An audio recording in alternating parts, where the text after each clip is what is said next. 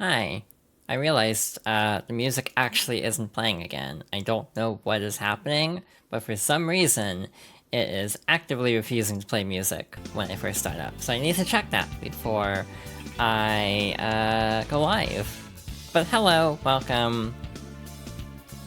I am inspired because the movie's coming out this week, so I wanted to go through Shadow Generations again. I played it last month, and I already want to play it again, which is probably a good sign. But I want to go over it because I think it's a very fascinating Sonic game. I have very interesting opinions on it, and I will do my best to try to explain them because they are a little bit complicated, I guess. A little bit more complicated than most, I would say.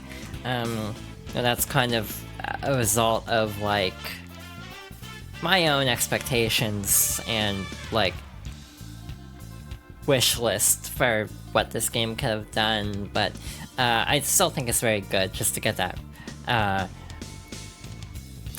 get that out there right away. Is like, I might nitpick a lot because I do care a lot about Sonic. But again, this is coming from a place, so I do genuinely think this game is a lot of fun. Probably the most fun I've had with a new Sonic game in a long time. Which is kind of saying a lot, because everyone really loved Frontiers, but I kind of didn't vibe with that one. So it's like 11 minutes after the hour, so we should probably get to it then. So we'll just pause the music. Again, I really need to be cognizant about the music sometimes not playing properly. Yeah, we shall get started with the game. I hope everything is synced up properly, because sometimes when I initialize my capture card, it can be a little off-sync.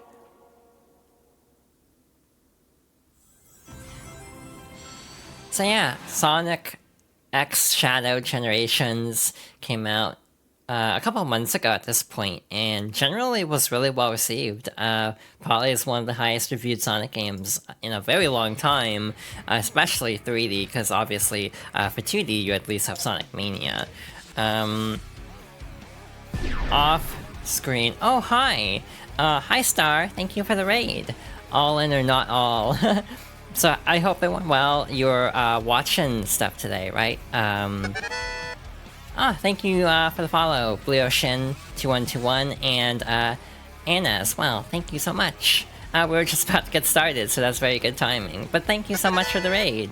And thank you, Cly, as well, for the follow. Thank you. Hi, hope your stream went well. If you are not familiar with what I do, I am Yuna. I am a Snow Fox VTuber and variety streamer on Twitch. I don't have things formalized in terms of an intro. I really need to think about that. But, hi, welcome. Yeah, very good timing, because we were just about to get started.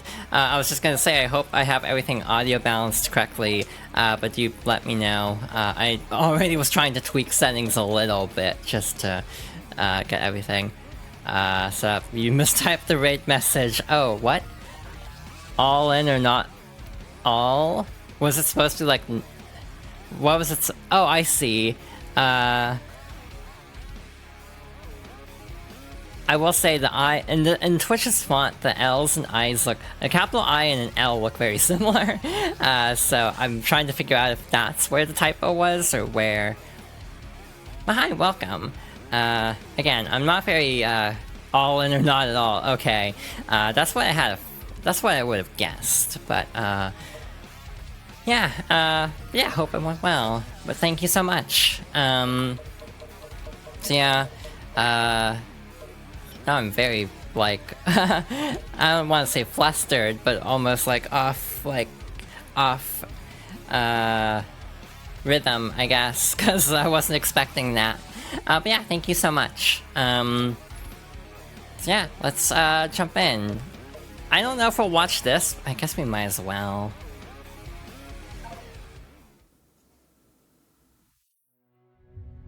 "50 years ago, aboard the space colony Ark, the genius Professor Gerald Robotnik sought to create the ultimate life form. He called his creation Shadow. Shadow was raised alongside Gerald's ailing granddaughter, Maria. They were inseparable. A series of tragedies befell the Ark. The military sought to cover everything up. They took the lives of Gerald and Maria and sealed Shadow away. 50 years later, Shadow was awakened. Filled with anger and sadness, he was haunted by Maria's final words to him. Shadow, I beg of you, for all the people on that planet. Shadow was bent on revenge and sought to destroy the world. At the last moment, Shadow remembered Maria's final wish: to protect her beloved planet and all who lived there. There were more secrets to Shadow's past. Shadow was generated from the DNA of the evil alien conqueror Black Doom. Shadow didn't understand why Black Doom expected him to be the vanguard for his invasion of Earth.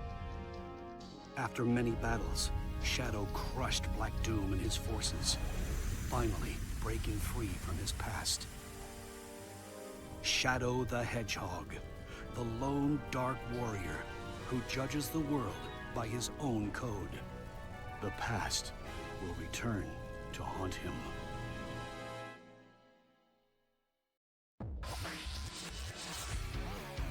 That's a wild opening, actually. But thank you for the head pats as well. Yeah, I think this is the first time you're hearing my voice, Kuro. Shadow the Hedgehog because of murals on Angel Island prophesying the fight between Sonic and Eggman some 50 years later. That's also really cool. Has that actually been officially confirmed? Because I know that's been like a long-standing theory, but I don't remember where that was confirmed. But yeah, this is going to be a fairly straightforward playthrough. I'm not going to worry about collectibles or overworld stuff too much, just to try to rush through this, to like blast through the main story as quickly as possible, which should be about the length of the stream. So yeah, more cutscenes.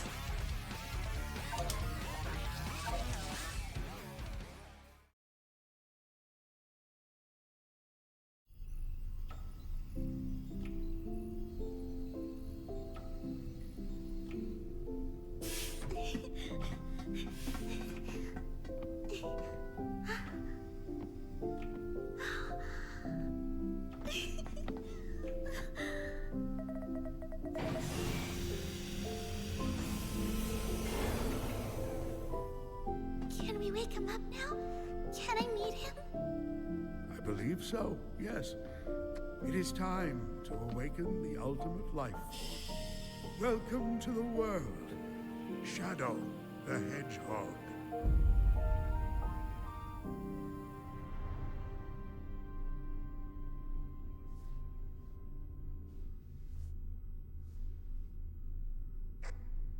Shadow, this is Rouge.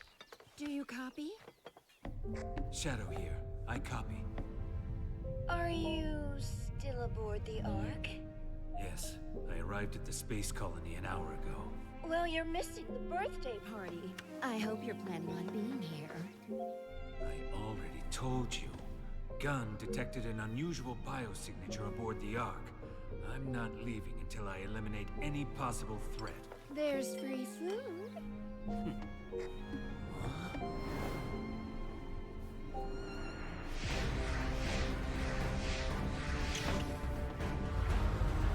There.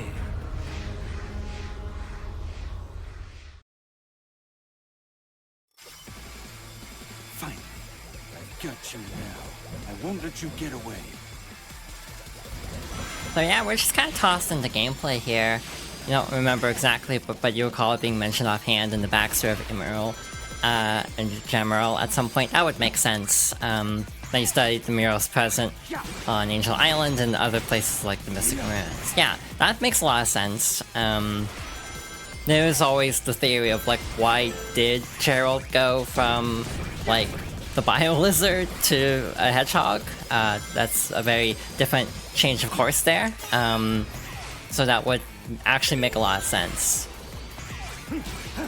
So yeah, I'm not really gonna worry too much about collectibles for this playthrough. This will just become more like a run through and try to see how well I can do relatively like on a not overly like meticulous playthrough, because on my own time we did actually get like everything except S ranks, and I definitely feel like it does have the common Sonic problem of some of the collectibles are really frustrating to get, and I definitely feel like I might enjoy this more just kind of running through everything as fast as possible instead of trying to actively get every collectible.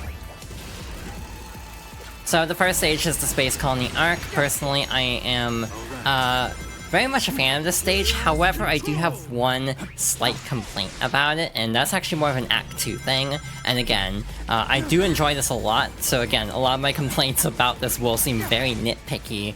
But again, it's just a case of like, I feel like they were very close to like having, like there's a couple of missed opportunities that kind of stand out because of how good the overall package is, I'd say. Yeah, it's very much like Generations, though in that case you go straight into gameplay. You don't even get a cutscene, you're just immediately tossed into Green Hill. And one thing I actually do think about a lot with this game is, from what I gather, this is actually done by a slightly different team than Frontiers. And I don't mean this as a negative as much as it might sound like it. But I definitely feel like it's pretty obvious that this is the Forces team and not the same team as Frontiers. But that's not necessarily a bad thing, because they definitely took away the right lessons from Forces, in my opinion. But like the slightly flashier kind of level design definitely feels more akin to something like Sonic Forces, the more like set-piece moments, rather than Frontiers' levels that are a lot more straightforward, and then all the really fancy stuff is reserved for boss fights and other like specific cinematic moments, but the actual gameplay set pieces tend to be a little bit less stylized. So again, it definitely has a lot of Forces DNA, but again, inherently that's not a bad thing, because Forces does have a lot of really good ideas, just the execution of it can leave a lot to be desired. Major parts of the Forces team is also the Frontiers team, that too. But yeah, like the producer I think on this one specifically is, I want to say Shun Nakamura, who was involved more so with Forces, and then like Kishimoto was the director for Frontiers, as an example. I have to say at least one. So look, it's the devil from the Bible. Okay, so we've gotten our reference out of the way. Not that this will be the only time this comes up, I'm sure. And yeah, we're in Radical Highway now. It's kind of funny to me that this runs on Switch. It's like not particularly optimized, apparently, at least from what I recall hearing. Mostly that the frame rate cap is slightly off, where it's like a 31 FPS game, so it looks a little choppy. But beyond that, it runs pretty great on the Switch, which is fascinating because I remember like with Ratchet and Clank Rift Apart, the like set piece moments of switching dimensions was a huge selling point for the PS5, and so it's kind of weird seeing like Shadow Generations do the same thing. This is very fun though, sort of. I have mixed feelings on this type of thing, but again, that's more for the future. It's not too bad in this particular level. The only thing you would change is that with the Doom's Eye bits is to have the level see warps Shadow to warp from Shadow. I have another way that I would have preferred them to go, actually, but we'll get to that with the next like major stage. But I have another like feeling where it's like I really wish they had gone this particular way, but again, we'll get into that in a moment. And then yeah, you have to defeat Doom here to get the thing to move on to the next level. But there's a level of polish in this game that's just constantly really impressive, both from like the transitions between the parts of the stage, And just the overall production values feel very nice compared to even like Frontiers, which definitely feels a lot more like strung together just by the nature of it being a much bigger game than this, so it definitely feels like the budget had to be stretched out a lot more than with this.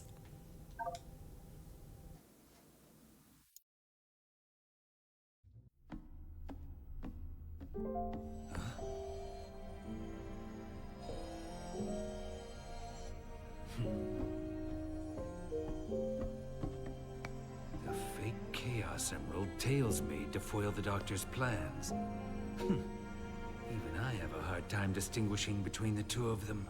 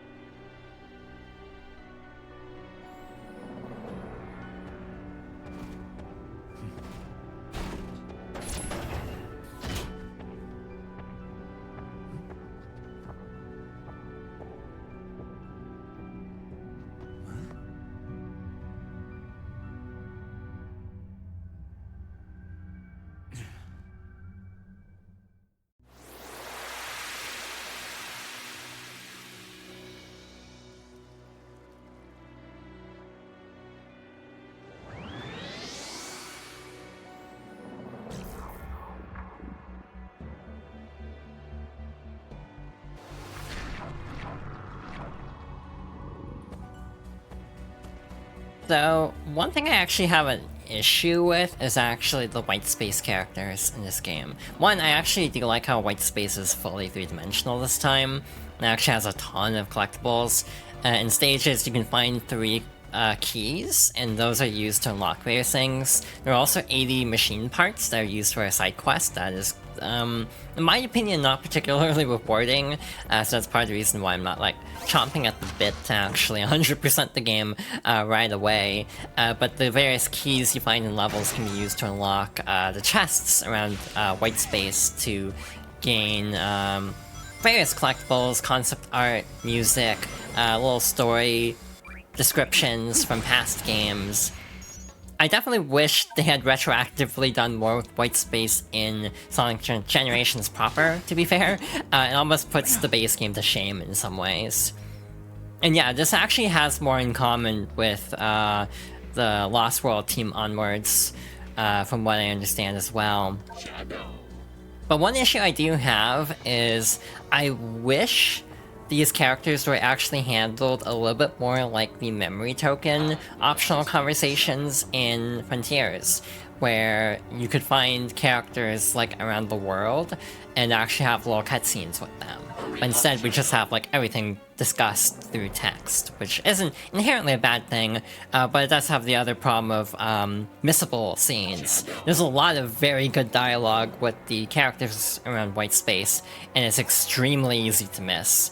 If you don't like go back to every level to check if anyone has new dialogue. So that is one little gripe I have with this. And yeah, I definitely feel like this is the highest budget Sonic game in a long time, though to be fair, this is still a $50 game, and I still kind of feel like it is still held back a little bit, but the cutbacks are in a different way than Frontiers, where with Frontiers you can actually kind of feel the budget run out as the game goes along. It almost feels like a case of scope creep with Sonic Frontiers, more so with Shadow Generations. It feels like it is still somewhat small scale, but it almost feels like it worked within the budget it was given a lot better than Frontiers, if that makes sense. And yeah, some of them when Frontiers were... Wait, I thought they weren't missable in Frontiers. Oh shoot, that was dumb. We can't get a collectible because I used that at the wrong time. But like, I know there are some optional conversations that you can go back to later on for memory tokens. So yeah, I kind of do wish more was voiced, but again, oddly enough, that is actually in line with base generations. So yeah, you also have these little chaos control points where you can just skip a lot of the level. One thing I actually was thinking about is why do they have to establish the fake Chaos Emerald? And part of it's because you have chaos control as a major part of your moveset, I think. Though that actually brings up another thing into mind, which we'll obviously get into a little bit later, once we get a little bit deeper into the story. But my other issue with Space Colony Arc, and this is, again, a very small issue, I kind of wish the Act 2 wasn't, just a remix of Final Rush again. I kind of wish it was Final Chase, because we have, like, the green cylinders and everything. Oddly enough, that is actually how I feel about this as well. I wish there were more stages to both the base game and Shadow Generations, because what's here is really good. I just kind of wish there was more of it. Like, I definitely would be fine with like a DLC pack of like levels if they're the same quality as either the base game or Shadow Generations, to be honest. I would definitely be down for like more levels at some point, though my full expectation is that they're just gonna move on to the next game, which I think is a more pragmatic approach than, you know, trying to keep adding on to this, like, essentially 11-year-old, no, 13-year-old game. Yeah, I also wish it pulled more from Shadow, and that's an issue as well throughout the entire game, is I kind of wish all of this had more to do with Shadow. You made your roomies go, how do you know this? To be fair, I kind of am in the same boat a lot, though in my case I also know a lot of other really hardcore Sonic fans, to the point where I feel like it's like not as surprising, but again, there are a lot of cases where I just kind of know things, like, immediately. I can just tell something, and I sometimes question, like, what that says about me, that I'm able to, like, recognize certain, like, details, like, immediately, without hesitation, basically. So yeah, that is a slight beef I have. It was like 3 seconds in. It reminds me also of, like, trailers for games, too. Like, when you have, like, a trailer for a new game, but like a remake. Like, A Thousand Year Door was a great example. I heard, like, a couple seconds of that trailer and the book appearing, and I immediately knew it was Thousand Year Door. A lot of people were like, I don't know which Paper Mario they're remaking. I'm immediately like, it's Thousand Year Door. Because that's, like, my third favorite game of all time. What was that new power? I've never done anything like that before. It's not something I should normally be able to do, yet it felt natural. What could be causing these mutations?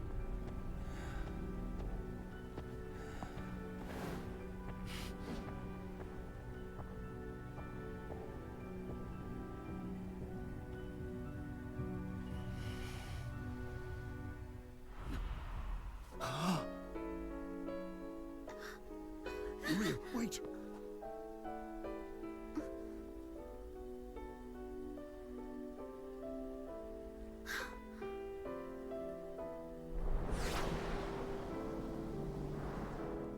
Maria? No. She's gone. I'm seeing things. Maria! Shadow, I beg of you. Please, do it for me. Maria? For all the people on that planet. Sayonara, Shadow the Hedgehog. I need to stay focused. Deal with the problem at hand, not chase dreams.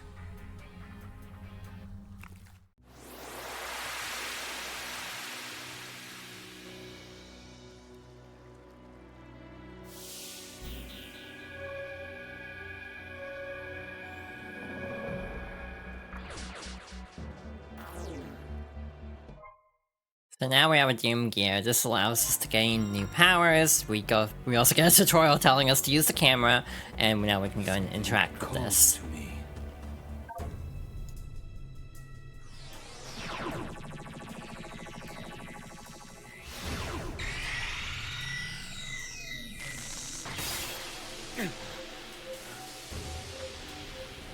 No! No!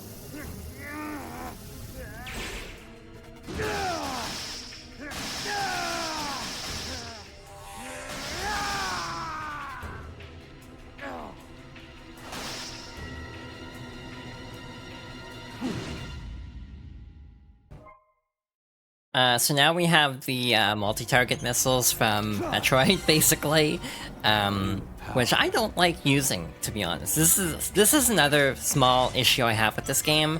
Claw grip. If you want to go really fast in this game, there's actually a weird quirk with the physics. I don't know if they patched it or not. But basically, if you jump, you kind of lose momentum sometimes. So what you want to do if you want to go really fast, like this is the speedrun tech of this game. You basically want to like dash jump or like boost in midair and then like spam Doom Spear or like regular spear. And then you keep some momentum. I am not good at it, obviously, but there is actually a bit of speedrun tech where you just spam Doom Spears in midair to keep momentum. So I kind of wish Doom Spear wasn't triangle because I find it kind of clunky to hit triangle while also like jumping and boosting and everything and moving the camera. I almost feel like it's a little bit like, I wish it was like left trigger and then chaos control was triangle, because I feel like chaos control you have less like immediate uses for rather than with chaos spear where you actually have to sometimes quick fire really fast. Same sound effect as Sonic 06, that makes sense. The other control scheme only switches homing attack to A and boost to X. That's the only difference. Obviously on like PC you could probably remap everything, but this is the Xbox version, so I'm stuck with the two defaults, unfortunately. What was the other comment I wanted to respond to? Yeah, it is nice seeing more like playable characters in general, though I do hope that future games build off of that and don't just immediately abandon it, because Sonic games kind of do that sometimes, where there'll be a really cool idea and then it's only used like one time and then never used again, but I really hope that the movesets from Final Horizon are brought back and also retooled a bit, because I do find them a little bit clunky, but hey, can't really complain too much for a free DLC minus me getting stuck on the one trial for 4 to 6 hours. I can't remember the exact time, but that one trial, you know the one, if you played Final Horizon, took me forever to get through. But anyway, next stage, which is actually kind of interesting. This is not my first choice for a Sonic Heroes level. Like, not gonna lie, they make it work. This is Rail Canyon from Sonic Heroes, but I definitely would have gone for something else. I kind of agree with the overall consensus that I've seen online, that like Egg Fleet and Final Fortress would have been cool. It makes sense for Shadow because this is where he sees the Shadow Android, plus it's also just a fun stage. This is the kind of like feeling I have about this game where as much as I can sometimes go, oh, I wish they had gone with this level instead of that level, it's all fun, so I really can't be like too mad, basically. Which is not something I can say about OG, which I'm playing through that on my own time again, just to get all the achievements, and I'm not having the best time with it, if I'm being honest. Yeah, Hidden Castle and Mystic Mansion would have been great too. That would probably be my other major choice for that. Yeah, well, they did a good job with what they have. I have a theory. Asset reuse. I wonder how much of the, like, canyon background just uses assets from, like, Ares Island. That would have been your choice for Sonic. Yeah, I think we've had this conversation, Icy. Because I feel like this topic has come up before about, like, you know, Sonic, you know, choices for levels. Yeah, Generations, I also have some issues with the level choices. And again, my other big gripe with Generations in general, I think, is just completely omitting Sonic CD. I'm not even a big Sonic CD fan, but I still find it weird that it's completely omitted from getting a level. Though, again, I'm not entirely sure what I'd pick. So here's a bit of... It's cool, but they could have made it cooler in my opinion, or, you know, I have a way to have made this cooler. We're in Radical Highway again, so I wish there was more variety. I wish, like, I think it would be cool because of the amount of, like, rail grinding. I think it would have been really cool if, instead of Radical Highway, every stage has something themed to that game. So, for example, instead of going to this stage, you end up going to, another stage from Heroes, which, again, could be Egg Fleet or something else. Though, I do like the meme of, like, Black Doom just really liking Radical Highway for some reason. But again, I definitely would have preferred something like that, also as a way to incorporate more levels in, like, subtle ways. Grand Metropolis also would have been fun, but I almost, again, feel like that would be better suited specifically for Sonic. And Westopolis also is weird to me because, like, it very easily could have been Westopolis, like, you know, the city theming. Like, it wouldn't have been that hard to include Westopolis also, I feel, and using the assets they already had. So again, that's just one of those omissions that strikes me as a little bit odd.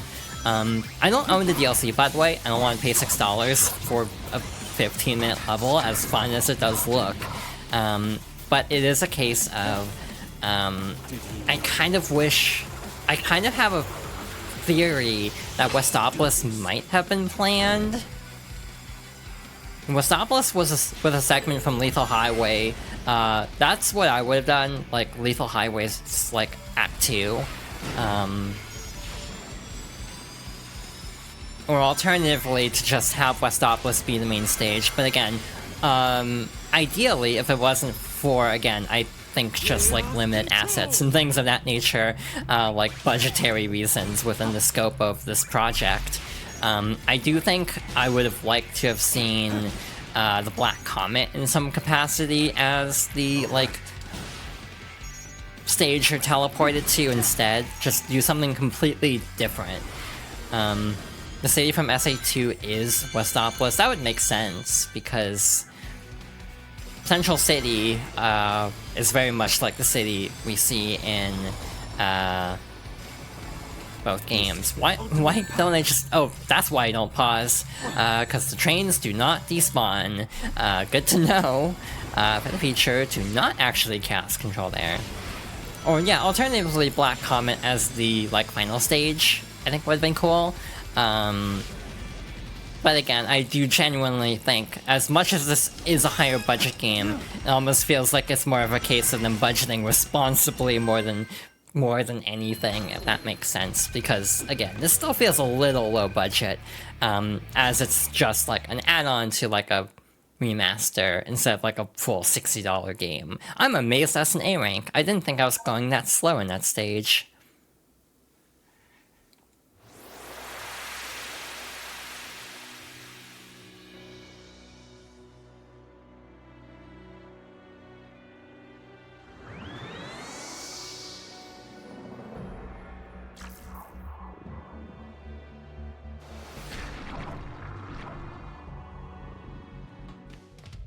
Yeah, something that combines all of the... Like, this is kind of my big problem, and we'll get into it with this act. I don't like how Rail Canyon Act 2 has a remix of Bullet Station. And not because it's bad, I think it's actually good, but I just wish they had done it more. I wish they had actually combined acts more, and just incorporated stuff from other acts. Hi, Lego. But also just, yeah, in general, I think Planet Wisp is a weird final level. I would have gone Asteroid Coaster, just because, it feels more climactic as a final level than Planet Wisp, though again, I think it was a survey result. So they had their reasons, even though I disagree. And I actually think Planet Wisp is overhated, other than just being very 2D, and also not having, much in the way of balancing the different parts of Planet Wisp very well. But again, on paper, I do actually think Planet Wisp... Oh, shoot, Alright. Alright. I kinda lost track of where I was, I think. I kinda thought I was gonna magnetic... or magnet to the rail, I think, so I wasn't entirely sure where to go. Yeah, it's also just long, like... I almost feel like Shadow Generations, like that last level, it took us 5 minutes, and I was like genuinely surprised that was like an A rank, because I felt like I was going pretty fast. And that's just kind of how these stages feel, where like, my take on Sonic levels is, I don't want 1 minute levels, like Forces, obviously, but I also don't want like 10-minute levels like Heroes. 3 to 5 minutes is kind of the sweet spot for a Sonic level, in my opinion. Like 4 to 5 minutes more so later on, but like, yeah, 3 to 5 minutes on average. Terminal Velocity as an actual full stage would have been really cool too. Cause like, it's not really a level. So like, trying to turn Terminal Velocity into something actually substantial would have been really cool. It's like, I have actually never thought of that possibility, and now that it's been put into my head, I'm like, why didn't they do that actually? Like, make a stage out of something that's never really gotten a stage. And yeah, Tropical Resort's, like, even weirder, to be honest. Oh, I did not pay enough attention. I think I was looking away, so that's on me. There we go. And, my other weird takeaway with, this game... These 2D acts, like the Act 2s are predominantly 2D.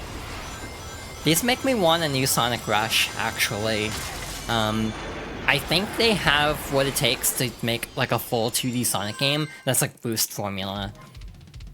And I think that would be a good compromise because they've been kind of struggling with balancing like 2D and 3D Sonic. Like Superstars didn't really do very well. But I almost feel like these stages show they are really capable of making fun 2D Sonic stages still. Maybe just not confined to like classic form. The classic formula, maybe Rush or Advance is the way to go.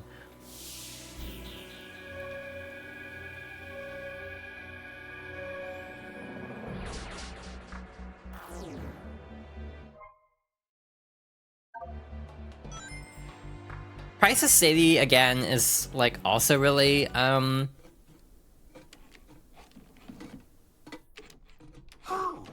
hello, Shadow. Please don't smash us to bits!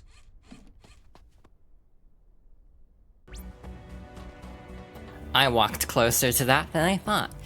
So this is the major side quest of this. Basically, you have 80 machine parts to collect. You didn't like Sonic Rush? That's actually really fair. The mid-2000s are an era that I really enjoy, the other game being Riders, but I fully admit that I kind of feel like a lot of my love of that era of Sonic is partly just because I grew up with it, and also the experience of, if I only have one game, I'm gonna get really good at it, and Sonic Rush was that way for me too. I struggled a lot with that game. It's like Dimp's design at its peak, where it's just like filled with bottomless pits and all sorts of other garbage. Like, to be totally blunt, even as someone who actually enjoys, like, Sonic Rush, I cannot defend Altitude Limit, because there's a lot of BS in that stage. But again, I think I just kind of, like, devoted so much time to certain games that I don't notice the flaws as much. Another really good example is Super Mario Sunshine. where it's like, I can actually get through a lot of stages in Sunshine, like, no problem. Like, no issue whatsoever.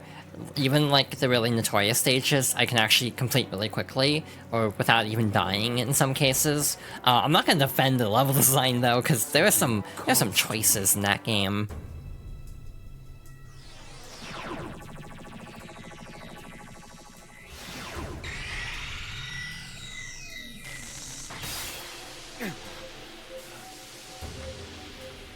No. No.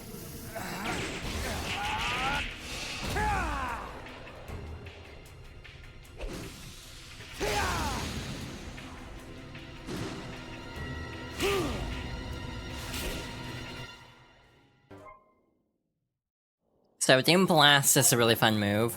It's just basically a traversal move, actually. But basically you can just send an enemy flying and then use that to maneuver. So a very fun thing you can actually do to plant a collectible is just aim up here. This is actually very finicky. Like sometimes you clip the wall or like the ceiling.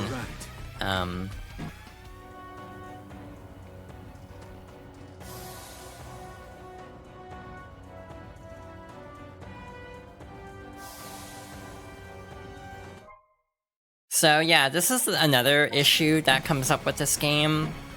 The challenge acts don't appear until you actually go to the boss gate, which some find to be just a little bit of padding.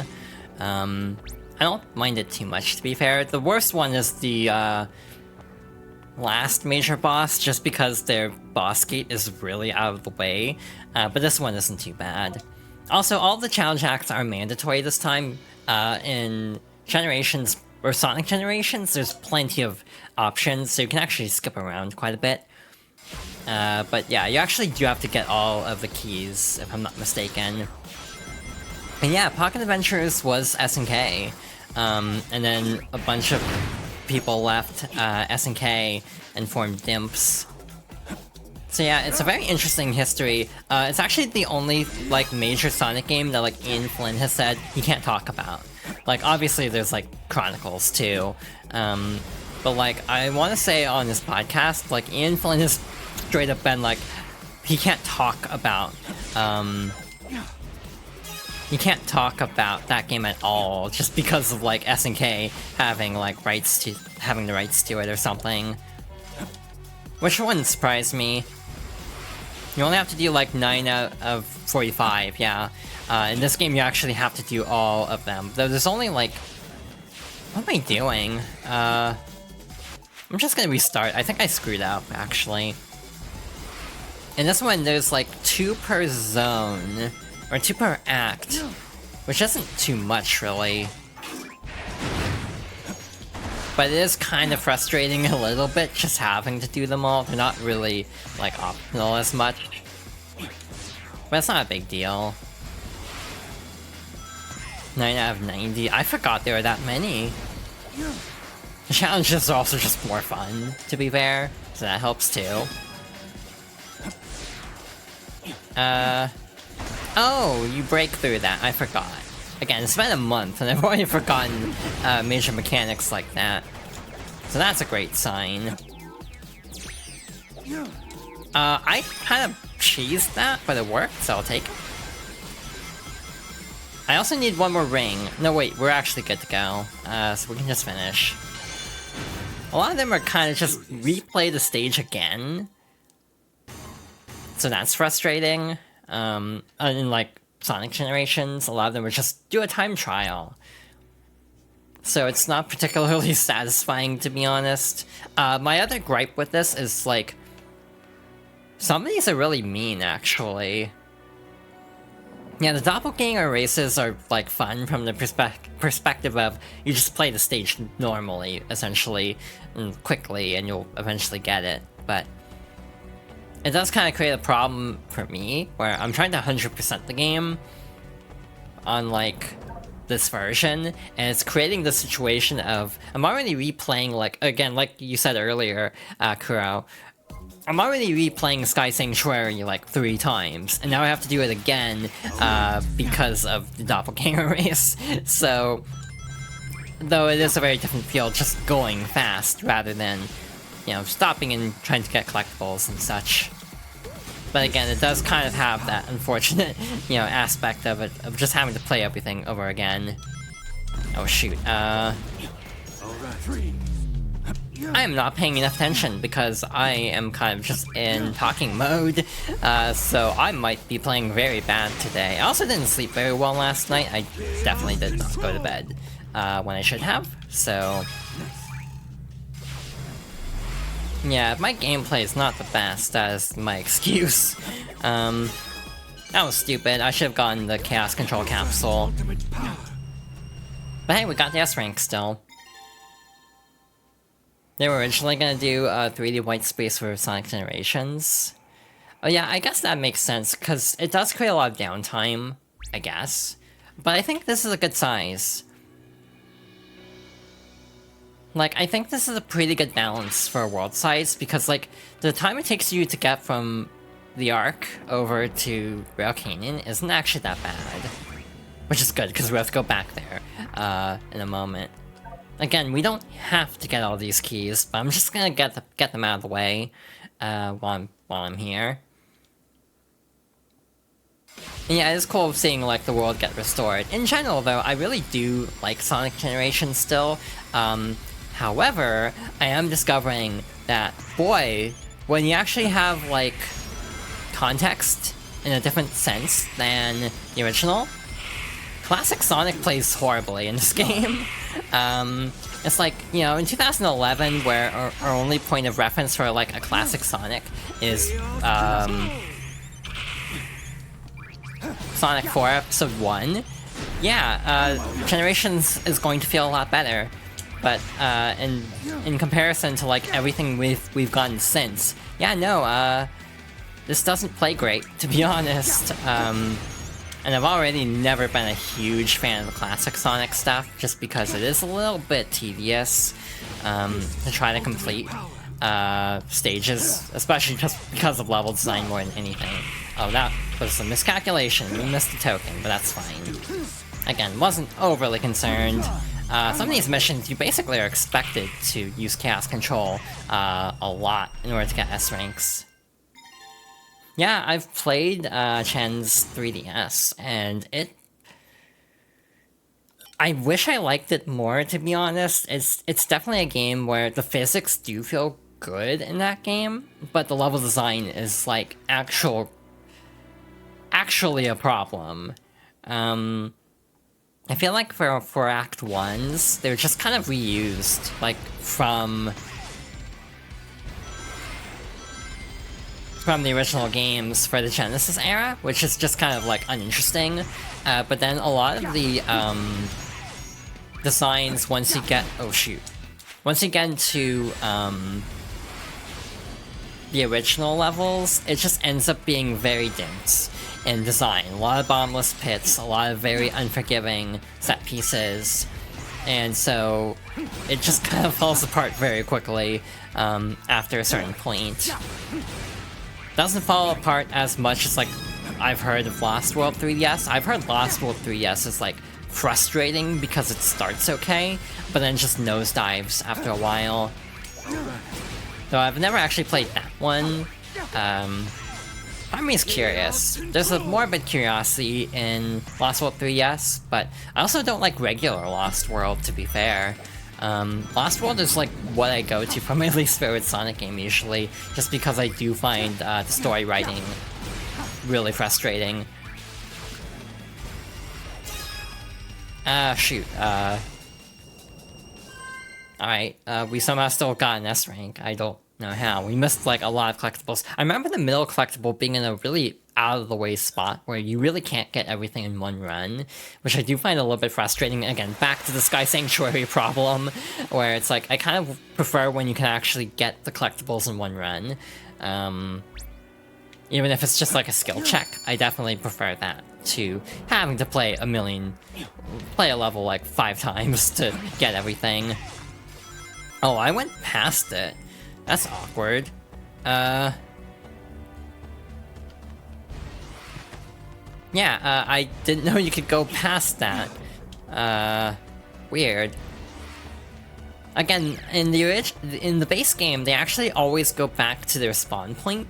They don't do that in this game, so a lot of the music notes are very frustrating to get, in my opinion. The Lost World special stages are fascinating because they were just entirely like trying to implement gyro in a way that I definitely think is just gonna cause motion sickness, from what I've seen. In general, Lost World, in my opinion, has a lot of really good ideas, but just really poor execution. The Black Moon. But again, like, you don't really get to know that unless you think, oh, I'm gonna go back and talk to Omega after beating a bunch of other levels. So, again, I kind of wish these weren't as missable as they were. Again, that is my one big complaint. I also wish Omega just got to do more, because, like, this is the first time we're seeing him since Forces, and he just kind of stands here the whole time.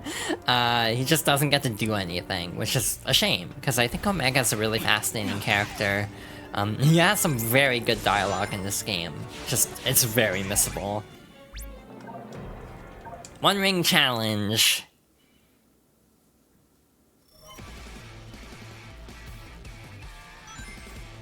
Alright, I also feel like when you're not boosting, the controls can be a little floaty, which is just a problem with Sonic ever since, like,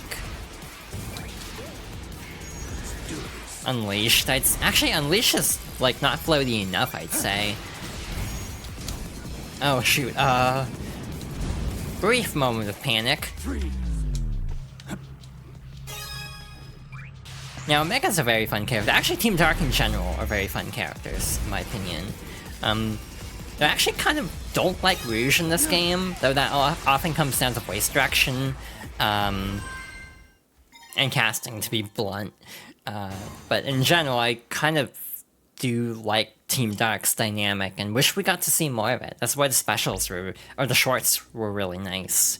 Getting to actually see the characters interacting more. Artificial Chaos, But yeah, the challenge acts in this game are at least really fun, so that helps, in terms of having them all mandatory. They feel like, you know, properly, like, well-crafted levels, which is not something I can say about, all of, the original. Plus, we get really good music. I always feel kind of weird about the music in this game, where I really like it, but I almost feel like I don't go out of my way to listen to it very much. Maybe that'll change once, like, higher quality versions are available online, like when the soundtrack formally releases. But I almost feel like it's also a case of the base songs are very good, so it's partly just they're very.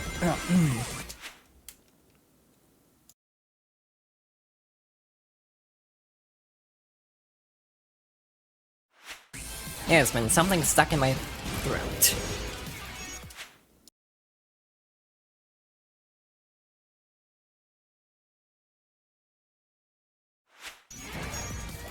Yeah, I have a piece of food stuck in my throat, so streaming is definitely helping with that. So if I have to pause, or if there's long periods where I'm not talking, that's probably why. Also, okay, here's another thing. Air control is so much better. Like, the red ring in Chemical Plant is painful to get, in my opinion, because Sonic is so floaty in the free fall, while Shadow just stops really fast. Like, he decelerates really quickly.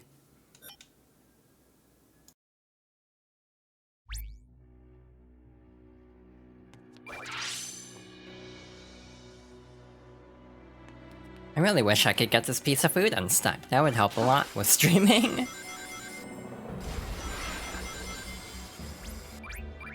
Alrighty, Act 2. These are kind of frustrating in my opinion. Again, this is a case where I think the tokens are actually, like, set up in such a way where you can't get all of them in one run, which again, is just a little bit frustrating at times. I do like how the enemies don't actually explode until Chaos Control ends. That's a very cool detail. It also stops the timer entirely, and again, I think in Shadow, it only slows the timer, it doesn't stop it outright. I guess you could get both. If you get that one on the rail and then go back and fall down, you could actually get all of them in one run. It's just slightly inconvenient. That was a waste of chaos control. We already have enough, so I can kind of stop, actually. In terms of, like, trying to combo as much as I can.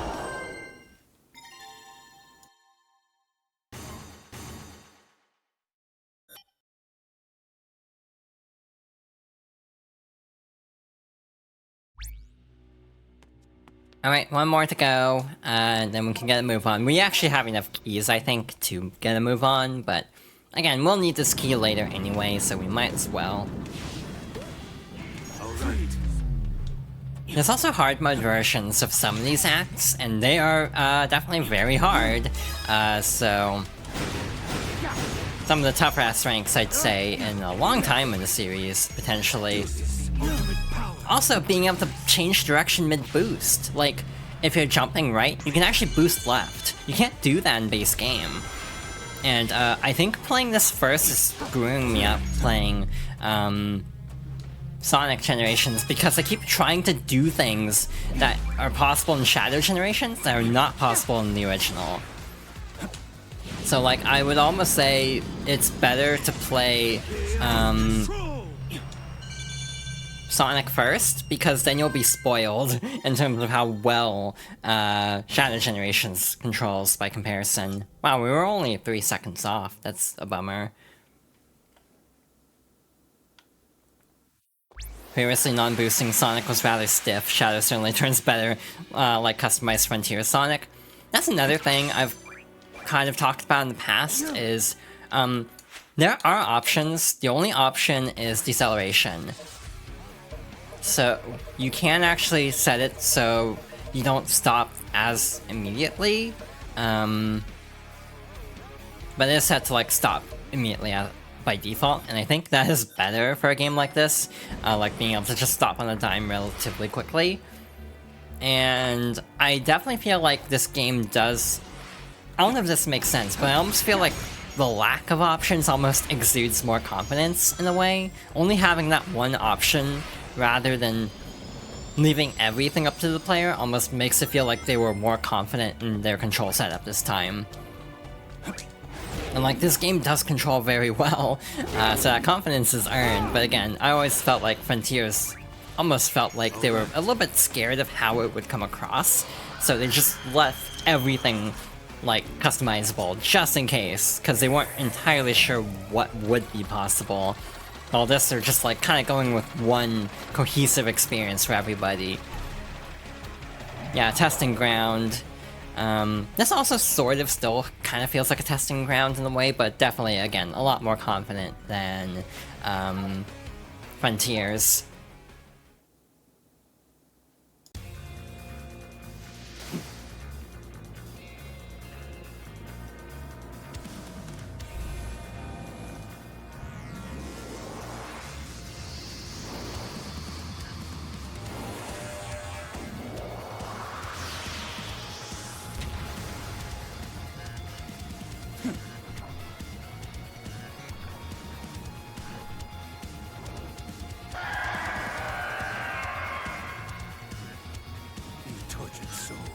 I will end your suffering.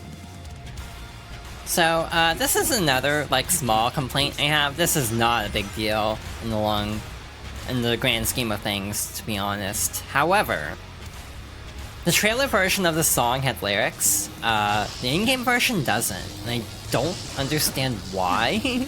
Because if it was a rights issue, like with the lead singer or something, you'd think they wouldn't have used that version in a trailer? So I'm genuinely confused as to why there are no lyrics in this song, in the final game. Again, it's a very small complaint, to be honest, because this is a very good remix.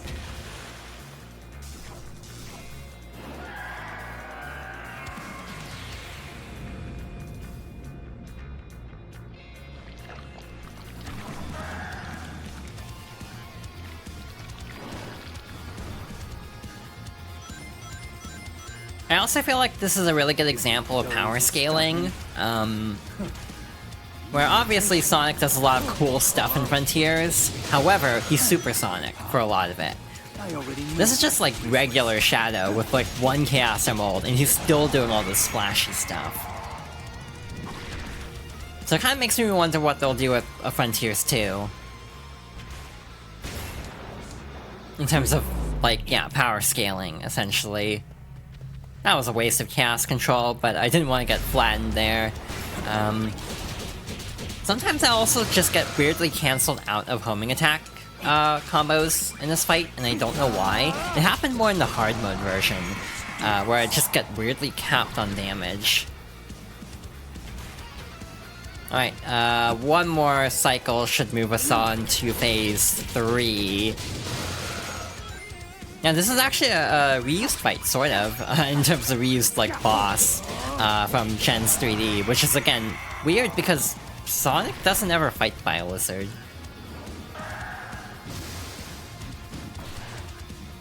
I say that, but there's also a case where Shadow fights a boss that's never directly fought with Shadow. Also, it's still a very good remix of Supporting Me, as good as you can get on a 3DS sound chip, basically. The true ultimate life form. I genuinely don't know why the Bio-Lizard was chosen. Though I'm trying to think of anyone else. I almost think, because 2D, I almost think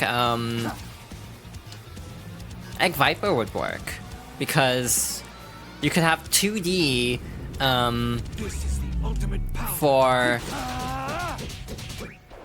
the, like, dodging projectiles part, and then basically, like, switch lanes of sorts, so, like,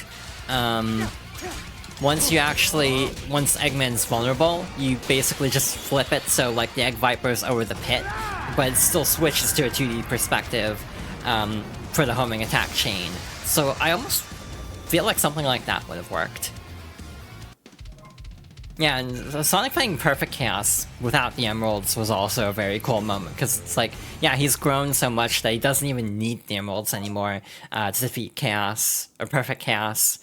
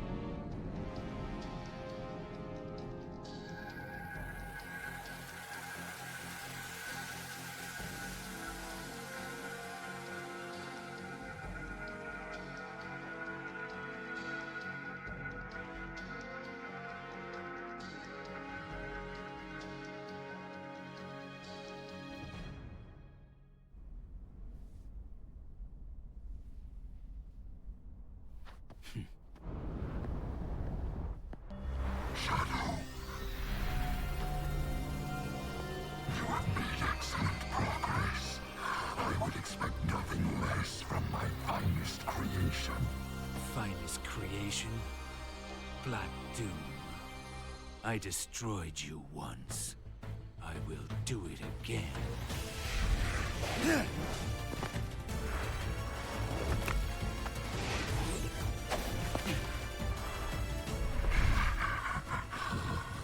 defeated us, but the Black Arms live on.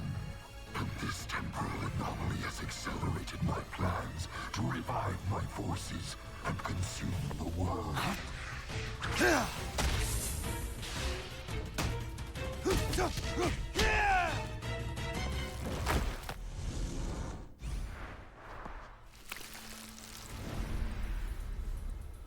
Show yourself. We'll finish this here and now. You are not ready yet. We are not ready yet. Once you have been perfected, then we will have our reckoning.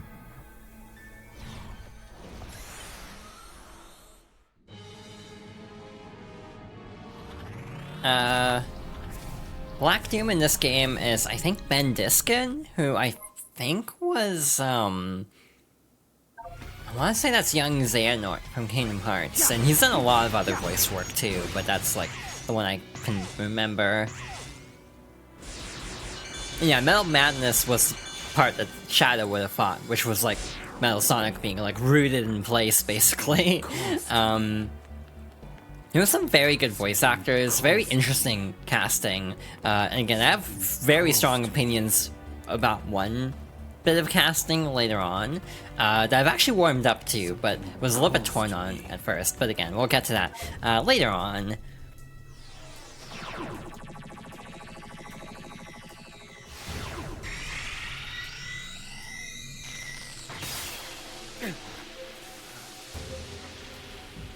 No. No.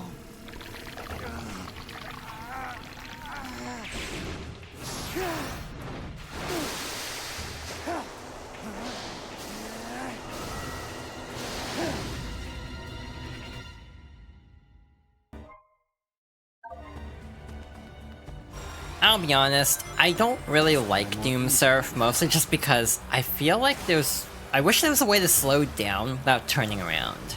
Like, if you could just, like, slow down a little bit, like, decelerate, I think I would like it more. But there are definitely cases where I just get kind of messed up because I feel like the controls aren't the best, but it almost never is actually a problem. More so when trying to get, like, specific machine parts in white space, like missing one and having to, like, double back for it can be a little bit frustrating. But beyond that, I feel like Doom Surf is just pretty alright. I forgot he was Caspar, actually. Oh wow, that was also wild. He also was, like, role-playing as Black Doom after the game came out, which was very fun. That's probably what ended up being my favorite level in the game, actually. I really like this rendition of Kingdom Valley. It's very fun. It's actually really open, too, and I think it's, like, one of the most open levels in a Sonic game in a long time, since actually 06, probably. Because 06, for all of its problems, did have very interesting level design, just the controls did not really work with the level design being presented, is kind of my stance on it. But, like, the actual level design is cool, and again, that's, like, why Project 06 works as well as it does, because at its core, a lot of 06 is very solid. It's just there's a lot that's really bad in that game too, so if you take out some of the quirks and then just let the level design and core gameplay shine, it's very fun. Yeah, Doom Surf is fascinating because, in this case, it's basically acting as the hoverboard section of 06. Luckily, we don't have any collapsing towers to worry about, which is the worst part because those are a one-hit kill, and that is definitely extraordinarily frustrating when trying to get S ranks as someone who has actually 100%ed Sonic 06, believe it or not. Yeah, the dev cycle was horrendous. From what I gather, like, my understanding of it was basically they wanted to put it on Wii, but couldn't, so then they just basically split up the team to make Secret Rings, and then 06 just kind of had, like, a smaller crew to finish it, and that's part of the reason why it's so, like, untested. I'm also trying to rush it out for the PS3 launch that it still missed, by 2 months, and when it finally came out, the PS3 version was actually more broken than the 360 version. Again, I actually am sort of a Sonic 06 defender, in that I actually still swear by it having really good aspects to it, even though a lot of aspects are very bad, but I do enjoy parts of it, and I respect the vision behind it, even though I don't think the actual game is that good, if that makes sense.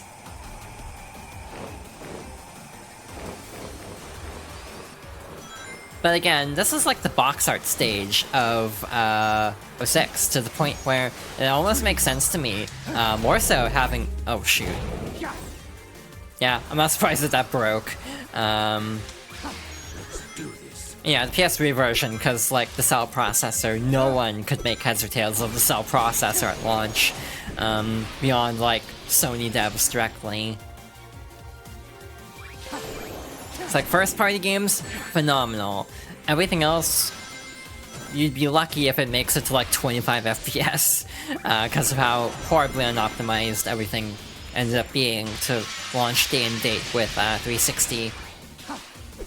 But yeah, this level is like genuinely really fun. And again, if we can get a whole game of level design like this, I'd be very happy. Which, I mean, this kind of is. Yeah, some things never change, with the PS5 getting the same joke. It's kind of weird. Like, I'm like slightly compulsive when it comes to collecting games, like trying to match versions. So that's why I'm playing this on Xbox, if you're wondering, because I own Sonic Unleashed. So for the sake of having like all my Sonic games in one place, or at least the 3D ones in one place, that's why I actually own this on Xbox of all consoles. Yeah, the Doom Blast is very good for mobility. It's just kind of fun. It's like, it kind of replicates the combat feel of 06, of like Shadow just kind of pummeling the heck out of his enemies, but also just keeps the kinetic energy up for Sonic more so than in 06, where there's a lot of stop and go, especially with Silver. And you got this cool little like replica of the high speed section, or Mach speed section, which is very fun. The PS3 wasn't even announced? I didn't know that part actually, wow. Damn. And also the 360 was going through hell at that point because of Red Ring issues. Yeah, the Vita still has more exclusives, so again, that's more of a reflection on, like, philosophy more so than, like, development outright, I'd say, because they are trying to port more things to PC actively. Yeah, I genuinely think a full, like, 2D Sonic game could work if the levels are of this quality. Yeah, I think Shadow is the best character. The vehicles suck. Like, the vehicles are awful in terms of how they control. But Shadows is the only story that matters, kind of, because of Mephiles. Like, Sonic's story is just trying to save Elise over and over again, and then he ends up dying anyway, so... I also kind of feel like Silver's is just confusing. I'm also a Blaze fan, though, so... I have other reasons to dislike Silver's story in 06, just because it really meddles with that character. But yeah, Shadow has some genuinely good moments in 06.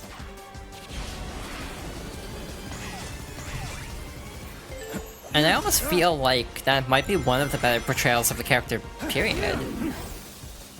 Oh yeah, it does. That was from Sonic X first. That is wild, actually.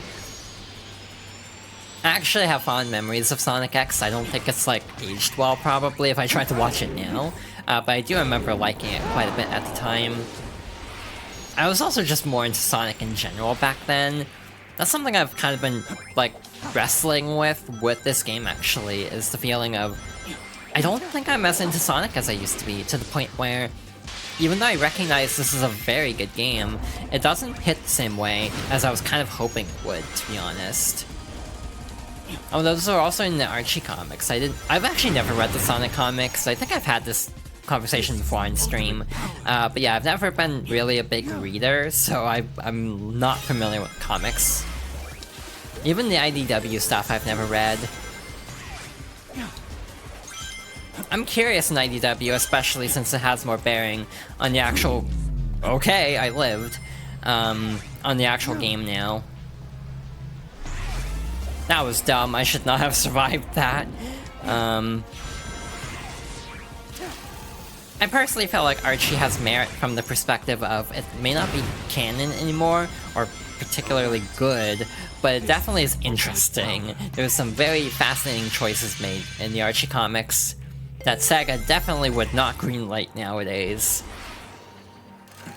It's like off-brand in a way that I actually think is charming. I don't know if charming is the right word, but it's very interesting because of just how loose brand regulations were back in the day. And unfortunately now Sega's like really hard-nosed about brand stuff, which is annoying to me because there's definitely some things that while I get the brand protection, it definitely has some other problems that come along with it too. Yeah, the other frustrating part is a lot of the concepts that Ken Penders came up with, they can't even use because we'll run to sue them probably.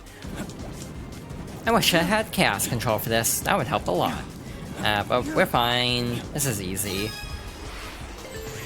Yeah, the only Archie appearance is still Sonic Spinball, which is like, I always wonder what the legal situation is like with Spinball because it's on NSO, meaning Sega still has the rights to it, basically. They just kinda can't put these characters in anything new, I guess.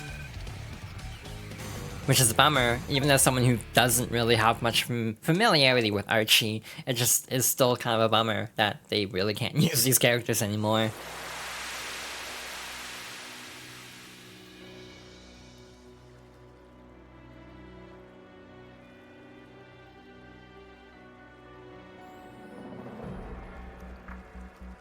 Alright, so we have everyone's favorite character, for some reason. Hello. Your name's Shadow, isn't it? Have you seen my good buddy, Froggy?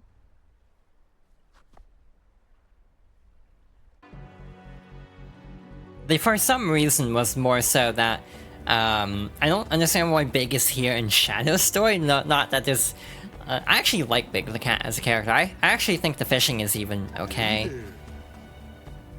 It's also weird that this is the first time they've actually, like, spoken to each other.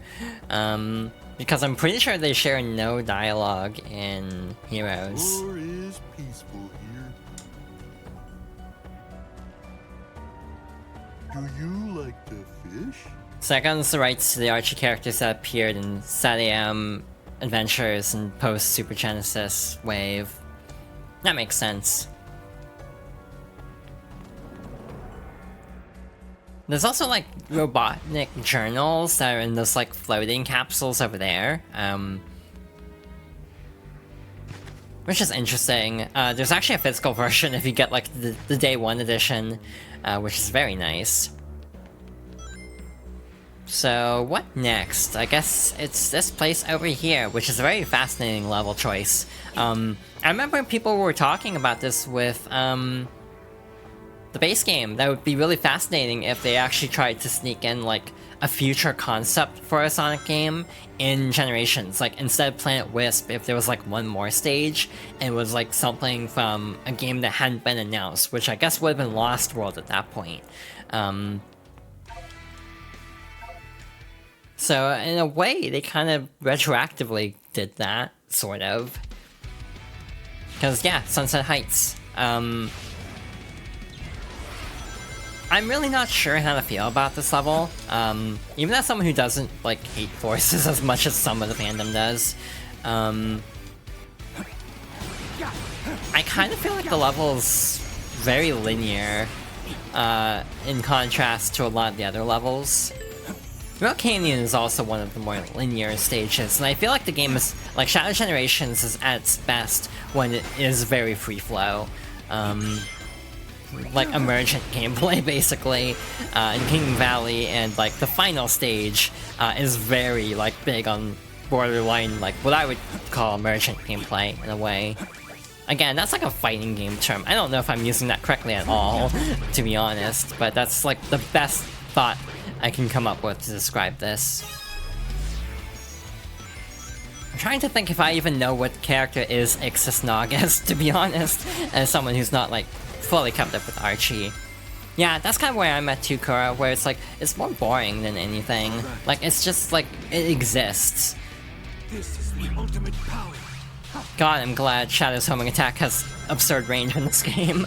I wouldn't have made that in, base Generations, I don't think. Yeah, like, that's a cool set piece, being able to just freeze the rubble and jump across that. Also, again, a very Forces moment. If this was Forces, there would probably be a QTE here. Sure. You can send that. I probably won't be able to catch it until like later, for obvious reasons. I also feel like I've never been able to access that top pipe path. Like there's a pipe, like a pipe pathway up there that I literally feel like it feels like it's an entrance, but I don't think it is. But like they use a similar concept later on where you actually can knock an enemy like up a path to get to like this pipe up here. But it's like kind of interesting that there's another passageway it looks like that really doesn't actually lead to anywhere. Out of my way.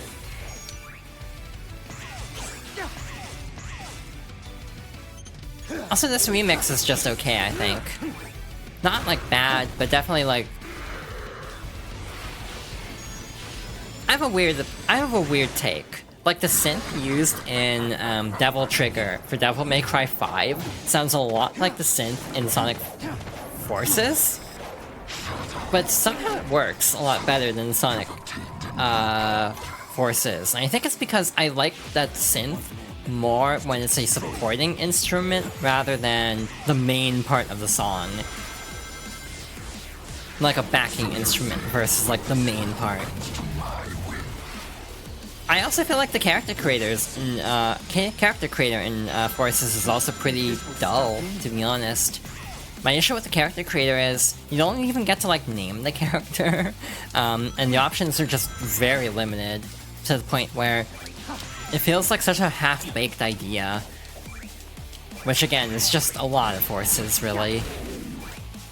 But again, I almost feel slightly more generous towards Forces nowadays because again, it definitely has led to better things out of the franchise. I think they kind of needed another like mid-2000s fumble to kind of get back on track in a way. Again, Forces was a much smaller fumble than like 06 or any of the like, so it wasn't as catastrophic, but basically they needed kind of like a little jolt to the system, to the dev pipeline, and even then didn't fully get it until... Oh yeah, there was Sonic Boom. I totally blocked that out of my mind, I think. Sonic Boom I kind of forget about, partly because that's not Sonic Team directly, that was like outsourced. And yeah, I definitely feel like even with Frontiers, they had to kind of had to learn to let their devs actually cook and have time. Because it definitely feels like a lot of... this part sucks, by the way.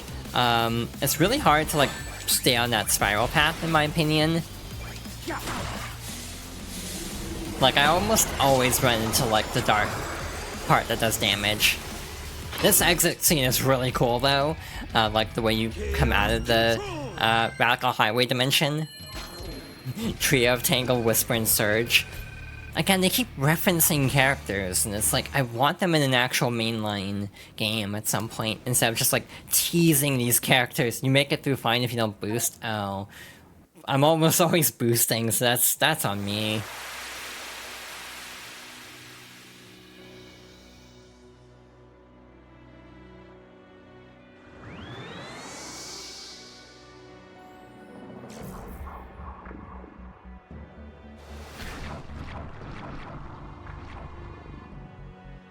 Okay, I'm checking, and I don't think I've ever seen this character before. There's the brother of Wendy Witchcart from Tails Sky Patrol. That's wild. Sonic lore is fascinating. Honestly, I don't care about Crossworlds, and I don't mean that in a dismissive way, but this is just my approach to games, where it's like, I really wish they had given more than just a teaser, especially because like Jeff Keighley straight up said that he got to play the game like earlier in the year, so it's like it's obviously coming along fairly well. So it's just a pet peeve of mine having like trailers that show no actual gameplay. So again, if like it's at the point where there's like a playable build, I almost feel like that would have gotten me more excited than just like Shadow getting into a car. Then again, it might be way farther up than it sounded from what Jeff Keighley had said, to be fair.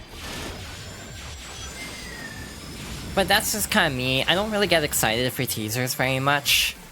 Like, I'm not even that excited for Okami 2 at the moment. For a couple of reasons. Mostly just because, I'm not like the hugest Okami fan. I thought it was really fun. But I definitely should not have played the Wii version, to be fair. Yeah, the theories are interesting, like a lot of speculation over like something on the wall in the background of the garage that people are speculating is an extreme gear. So if it's like a hybrid of different Sonic racing styles from the past, that'd be interesting. I think it'd be interesting if there's like on-foot sections, like parts where you like switch vehicles entirely, like building off of like All-Stars Racing. The other discussion I've seen a lot is no one actually knows who's making the game yet. Like the speculation is it might be Sega Hardlight, which is actually like the mobile division. Oh, that makes the same sound as Diablon. This is like the nerdiest thing to note. I have a feeling, but like the sound that the Black Arms enemy uses is the same. It's like, yeah, that's probably like the nerdiest thing I've said all day. Yeah, the rumor is it's Sega Hardlight, which is fine. But I almost wish Sumo had gone to iterate more on their past games, because I actually do like their games a lot. I think Sumo got bought up by somebody though, so it makes sense that they might be passing it off to someone else, internal. I can't remember who bought them though, if anyone, or if I'm thinking of Sanzaru. Oh, they got bought by Tencent. Oh, that would explain it. I really am tired of all the mergers happening in this industry. There's a cast control path. See, this is the cool thing about Shadow the Hedgehog, or Shadow Generations. Even like the stages that I am not as into, both aesthetically or gameplay-wise, there are still moments where I'm like, huh, I didn't know there was a path there. Always down to talk obscure Sonic trivia, that I will keep that in mind. I really do enjoy talking about Sonic though, and again, I do enjoy Sonic from the perspective of like nostalgia, to be fair. And I am still like looking forward to this. Like after Frontiers, I was kind of like, I don't know if Sonic's for me anymore, because I'm kind of like lukewarm about it while everyone's popping off at how cool everything is. But I think this won me back to being like cautiously optimistic for Sonic going forward again. But again, I think it's kind of natural to kind of cool off on interests to some extent.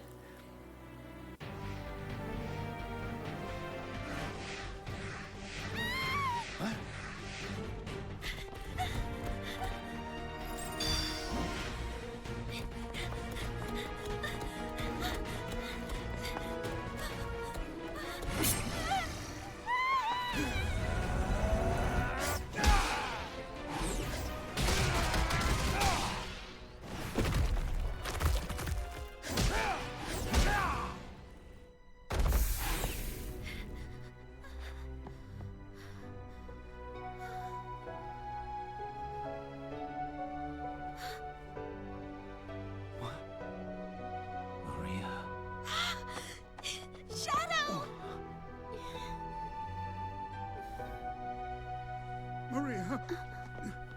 Thank you, Shadow. Where did you learn to fight like that? They must be from a point in time before the Ark disaster. Perhaps I can change their fate. Shadow? You look grim. Are you alright? I'll be fine. We'll all be fine. Find somewhere safe to hide. I'll take care of everything.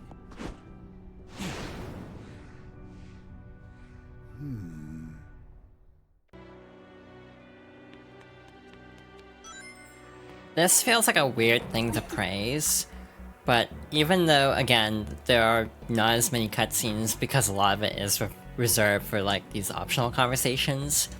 Be careful, Shadow. I do feel like there's something to be said for this game's, like, cutscene direction. Especially compared to Frontiers, where there's a lot of scenes of characters just standing around talking, like, no motion, just standing there talking to each other. And it gets worse as it goes along, as the budget, again, feels like it's running out as they go along. My issue with Frontiers is it's a bit front-loaded, where Oranos is great, but then every other island feels like it's steadily declining. Yeah, open world burnout makes sense. I don't get burnt out on open worlds very much for some reason. Like, this little white space hub I think is a really good size to just run around in. Another thing is, Shadow doesn't feel as fast as, Sonic. He almost feels in some... Like, I would actually be curious how this version of Shadow feels in comparison to cyberspace Sonic. Because my gut check would be, other than being able to like boost through enemies, which admittedly is very helpful in this game, I kind of feel like Shadow's controls end up falling somewhere between Generation Sonic in terms of like speed and like cyberspace Frontier Sonic. And because of that, I actually think, there's something to be said about, like, distinct level design for a playstyle. I think part of the reason why cyberspace doesn't feel good is because they're basically putting a Sonic that wasn't meant for those stages into those stages. Like, even as someone who's kinda iffy on Final Horizons in general, one, they actually had, like, distinct levels for cyberspace, built around how this version of Sonic plays. It's a lot more fun. And I think Shadow Generations is in the same boat, where if you take a slower version of Sonic and plop him into, like, levels tailored to that, it's fine. But then if you... I might not suppose... Oh. Just weird cutscene trigger. I had to like stand at a very specific spot. But yeah, I definitely feel like in this game, even though Shadow does feel different in terms of physics, I don't really care because it's still fun in a way that I kind of don't feel. Did I not get something over there? I'm getting a like waypoint marker over there. I'm like, did I forget to actually get the key? I would not be shocked if that's actually the case. So I'm just gonna check really quickly, because I think I actually did. Yeah, I didn't pick up the key. That's on me. So now I have to warp back. This is the one nice benefit of playing on current-gen console, is being able to just, like, fast travel very quickly. I don't know how the Switch deals with the fast travel in this game. Yeah, I got lost in areas quite a bit. Chaos Island is, yeah, very 2D, which is disorienting, and also very annoying to navigate in general. And Oranos is just, like, Chronos again. Yeah, I meant Chronos earlier. Yeah, Oranos is just more Chronos Island. It was literally broken off if the theory is correct. So, the hard mode version of this challenge sucks, by the way. Is definitely the most I've gotten frustrated with Shadow Generations. Mostly because of trying to get an S rank, which is on me. I definitely should not have gone for all S ranks, though I did give up eventually, just out of frustration. But like, this fine control, I doubt I would have been able to have done any of that in multiple other Sonic games. I would have definitely have gotten hit there. But there was a sense of like, Shadow is a little bit slower and more like methodical in terms of control, which I actually really like, because he still feels fast, but he definitely feels a little bit less unwieldy compared to like, you know, trying to do this in Unleashed would be painful, I think. Just because Unleashed is very slippery in terms of how it controls. Like, Sonic is almost too fast in Unleashed. that his basic ground control feels awful. Yeah, he feels less like a car. That's a good way to put it. Also, I also need to replay. I also need to actually just play some of the older Saints Rows, since I'm seeing mention of that in chat. I've only played 3 and 4. I have 1 and 2. Again, they're on Xbox, so I do have those. Oh, it's this one that's annoying. I got them mixed up. But yeah, the hard mode version of this stage is like really painful to get an S rank on. It's like you have to be very precise. To the point where this is gonna seem really easy by comparison.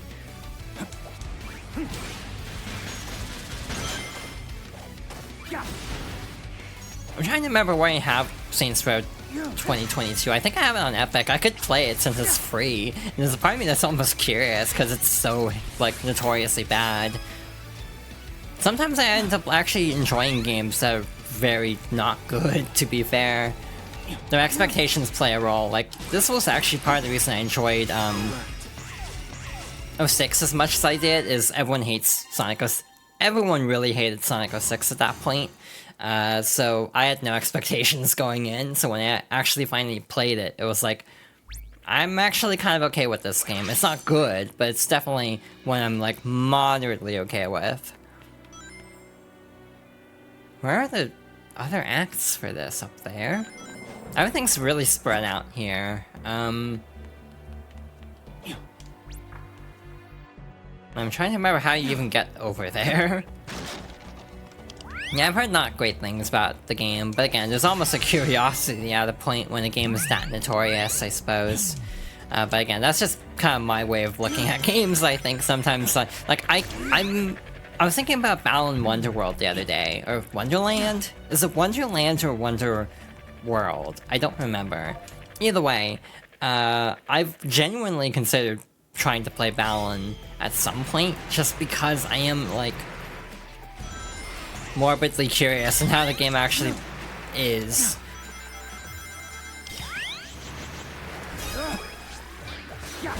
I'm amazed that hasn't been free on Epic yet, as far as I know. Oh, that didn't open that up, so this one must. Yeah, just having air control is like... I kind of forgot how bad a lot of Sonic games play, I think. In terms of like air control. Like when you actually can contrast it to something, it's like, damn, this plays great. It feels like I actually have control of Shadow in this in a way that I don't with like... Don't like the princess becoming a box fox. I forgot that was a power-up in that game. Part of me's not, maybe if I ever try to do like a subathon or something, that could be something I try, is like a goal to 100% Balan Wonderworld or something like that.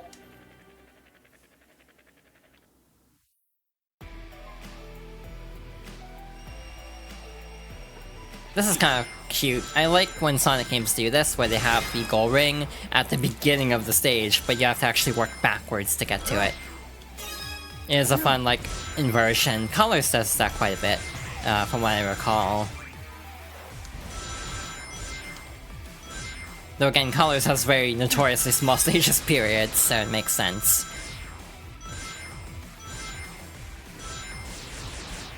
Yeah, Balan is definitely in that category of games that get so much hate that I'm like, I kind of want to try it, but I also don't want to spend money on it. So it's like, if it's ever free on Epic, which I don't think it would be, I think it got delisted or something. But either way, it's like, if I ever see it like for $3 or something, I'd almost be mildly curious in checking it out. Keyword, heavy emphasis on mildly. Yeah, I've also thought about trying to find other ways to like incentivize. Like, I always forget to even talk about it. Like, I did hit affiliate status, so like, I just don't have anything to really show for it, like emotes or anything. So I usually don't like promote that that subscribing is technically an option. Oh, that's a huge frame drop for some reason. I don't know why OBS did not like this conversation about Balan Wonderworld. I might have answered my own question, actually. Oh, that was just me going the exact wrong way for that token. This is going great. I'm just gonna restart. This is a bad run.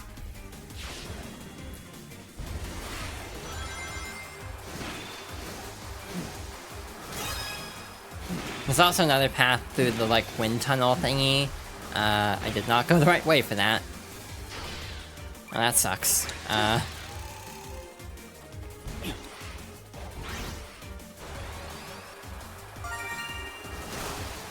I made it. Okay. I thought I would have missed that path. I also just went over all those crates, so... I think there's a ton at the end, though, so we should be okay. Yeah, we'll be fine. Got it. Oh shoot, you actually do have to break through those. Almost lost the S rank because I screwed up at the very end.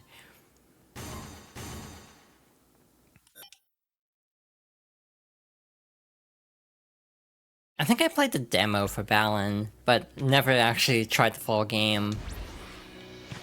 What are some other bad game, like quote-unquote bad games I've thought about playing? I was actually talking to people about The Quiet Man, like, yesterday. But that's a very good example of this, now that I think about it. What a fascinating video game that is.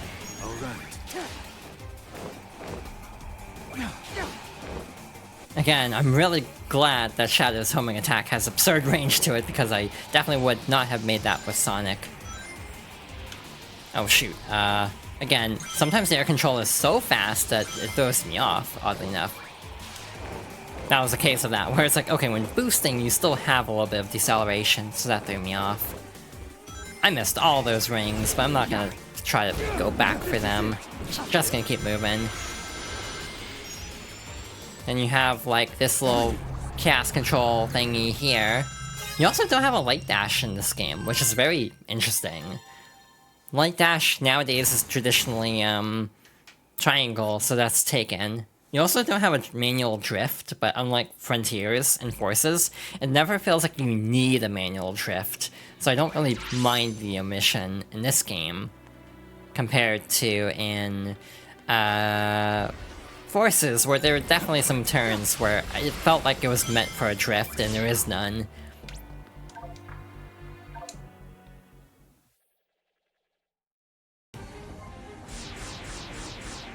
Reached the goal in time without being crushed, okay. Again, the hard mode version of this stage is kind of daunting, from what I recall. Some very, like, tricky fake-out kind of crushers.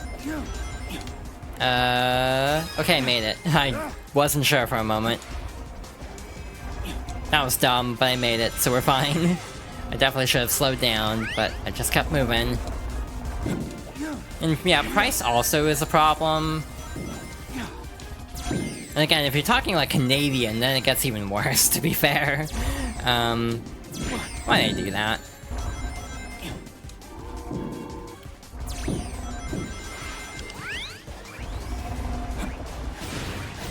I also feel like as games get more expensive, I'm having that issue too. Like, a good example is Ratchet & Clank Rift Apart, where, like, as a $70 game, I don't think it's that...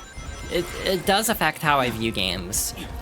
Because, like, if the game was $60, I think I would actually be nicer towards it than I actually am.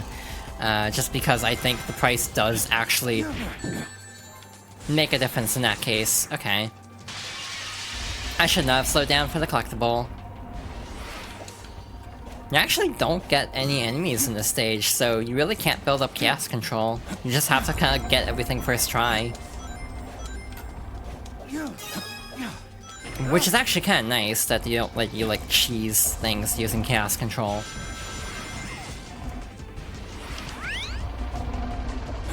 Price to value range is always a fascinating topic to me, because, you know, some people justify price based on, like, value of time, which I find personally to be a bit unhelpful sometimes. Like, you know, I've seen people argue about, like, the value of games based on length, and I almost feel like Persona is the best example, where it's like, is the game actually worth it if you're also not having fun for those, like, 100 hours? So it's like, you're getting your money's worth in pure time, but are you also getting your money's worth in pure enjoyment? I say as someone who likes Persona, but also recognizes, boy, some of these games have problems. So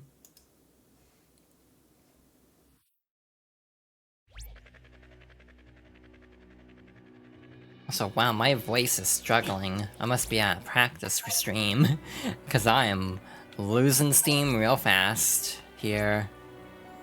Where the hell is the other challenge gate? There it is. It's like, why didn't I see that? I think it's partly because when I'm streaming, I'm actually trying a little bit harder with my voice, sort of. Like, my actual voice tone is slightly lower, typically. I'm actually trying to kind of talk a little bit cheerier, in a way. I'm gonna restart. This is a terrible run.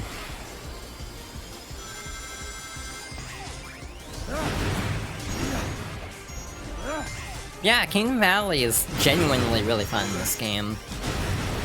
Oh shoot, missed the grind rail. That would have been a problem.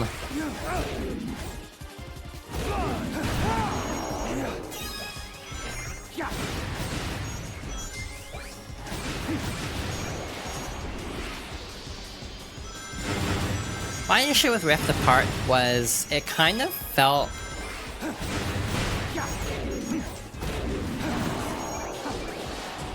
like it didn't really have much substance to it beyond the tech demo aspect of it. Like, the tech in Rift Apart is really impressive, but I almost feel like Ratchet & Clank in general as a series has felt kind of... Oh, thank you. I have not had anything to drink for a bit.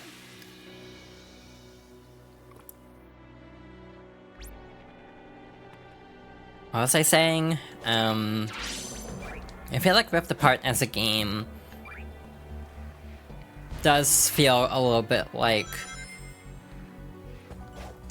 The Ratchet & Clank in general has moved towards, I think, a slightly younger demographic. Like, the old games used to be pretty edgy, actually, especially the first game. And I get why they moved away from that, but I almost feel like there's a middle ground where they didn't have to go, like, as, like, toned down as they have, but I get why. And ironically, they're also making a Wolverine game now, so... And also Resistance, so they've always kind of toyed with, like, M-rated games along with, like, more kid-friendly stuff.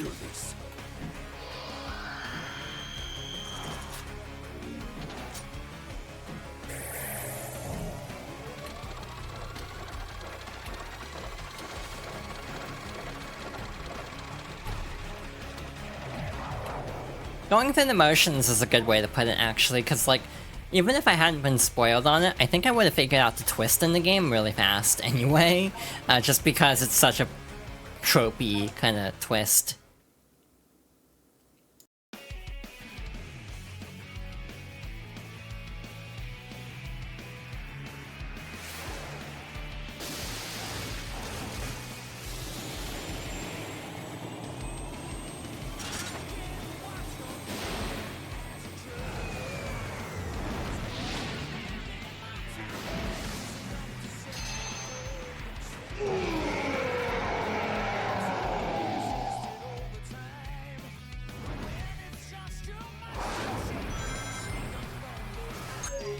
Actually, I forgot something else now that I'm thinking about it. True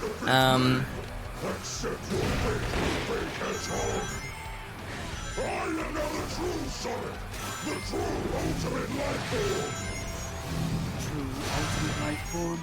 Don't be afraid. You'll be joining the rubble in the water soon. I also wish Shadow talked more in fight, like, just regular stages, because he talks a lot in bosses, but I almost feel like he doesn't say enough in actual stages beyond, like, just the Space Colony arc. But what I was actually gonna say is, I kind of feel like... Actually, no, I completely lost that thought while waiting for the dialogue to finish, so I'll take it back. I don't know where I was going with that. I'm not really a fan of this boss, to be honest. It kind of just takes a while, in my opinion. It's not bad, it's just a little bit time-consuming. Just like, you have to kind of wait for the boss to attack a lot more than the others. There's a couple moments like this chaos control point to speed up, but... I think we got a damage cap there, so we really didn't have any difference between, like, if we had actually gotten a full combo there or not. I think that is the problem I have with these fights, is they have a lot of damage caps. And they're divided into very like distinct phases in a way that I get, but it's also just a little bit restrictive because it's like you can't really deal a lot of damage in some cases.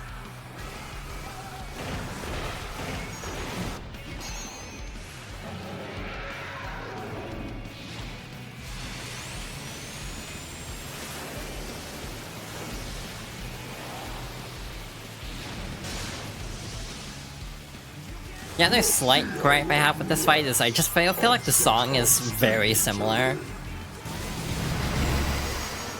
You think you can stop me? Like, it's obviously a very good song still, but I almost feel like it's a less exciting remix because it's just kind of still the same song. Almost feels more like a remaster than a remix. Like, things sound clearer, but it's still very much the same core song in a way that's different than like Supporting Me, which was like very much ground up, kind of. So now we should have the ship part. Also, we're using Forest's chemical plant, which is kind of, again, I do feel like a lot of aspects of this DLC, well, of this update, or expansion, I suppose, is just partly just like what they could reuse assets for from other games, which isn't inherently a problem. I fully endorse asset usage, or asset reusage, because it's just a more pragmatic way to develop games most of the time.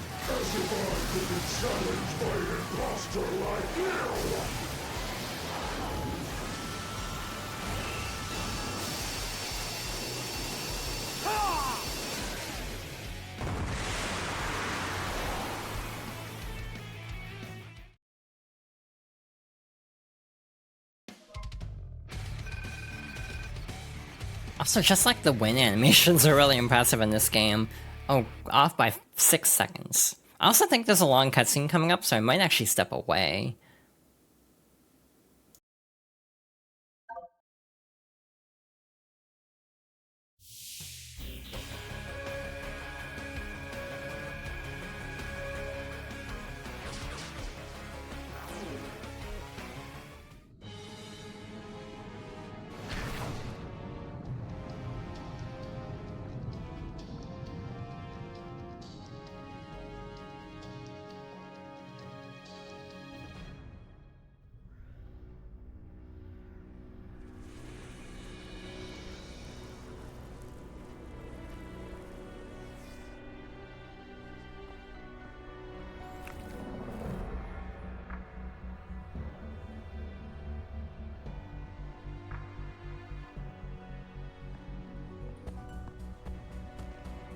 Shadow?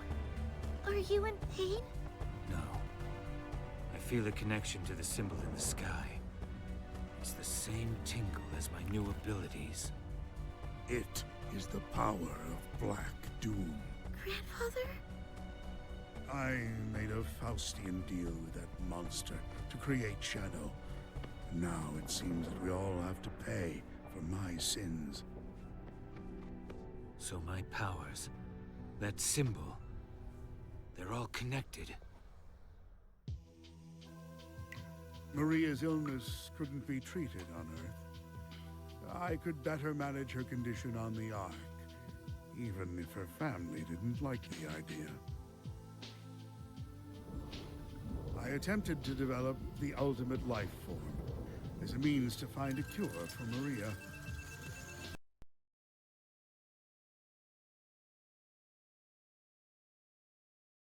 When that alien warlord reached out to me and offered the miracle of chaos control, I accepted it.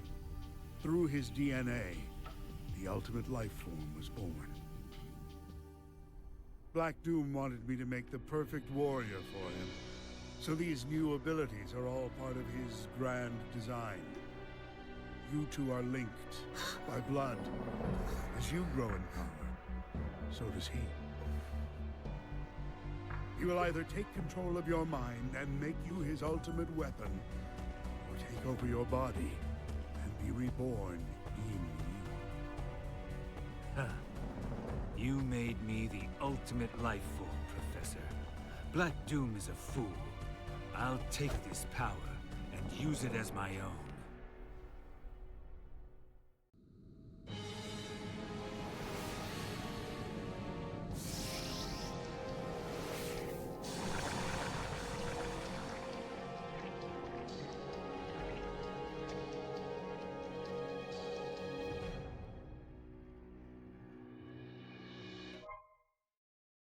So I'm gonna be honest, I meant to have my eyes closed when I stepped away. So it looked like my VTuber model was just like sleeping, but because the eyes were open, that made it look so much worse.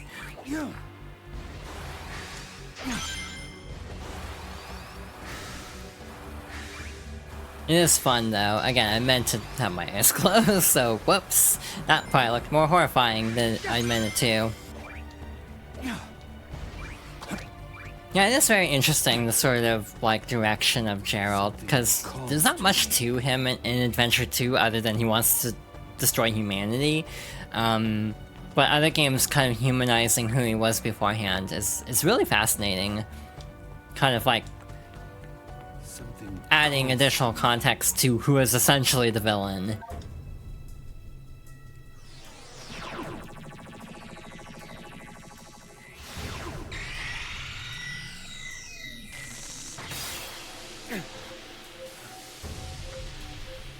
No!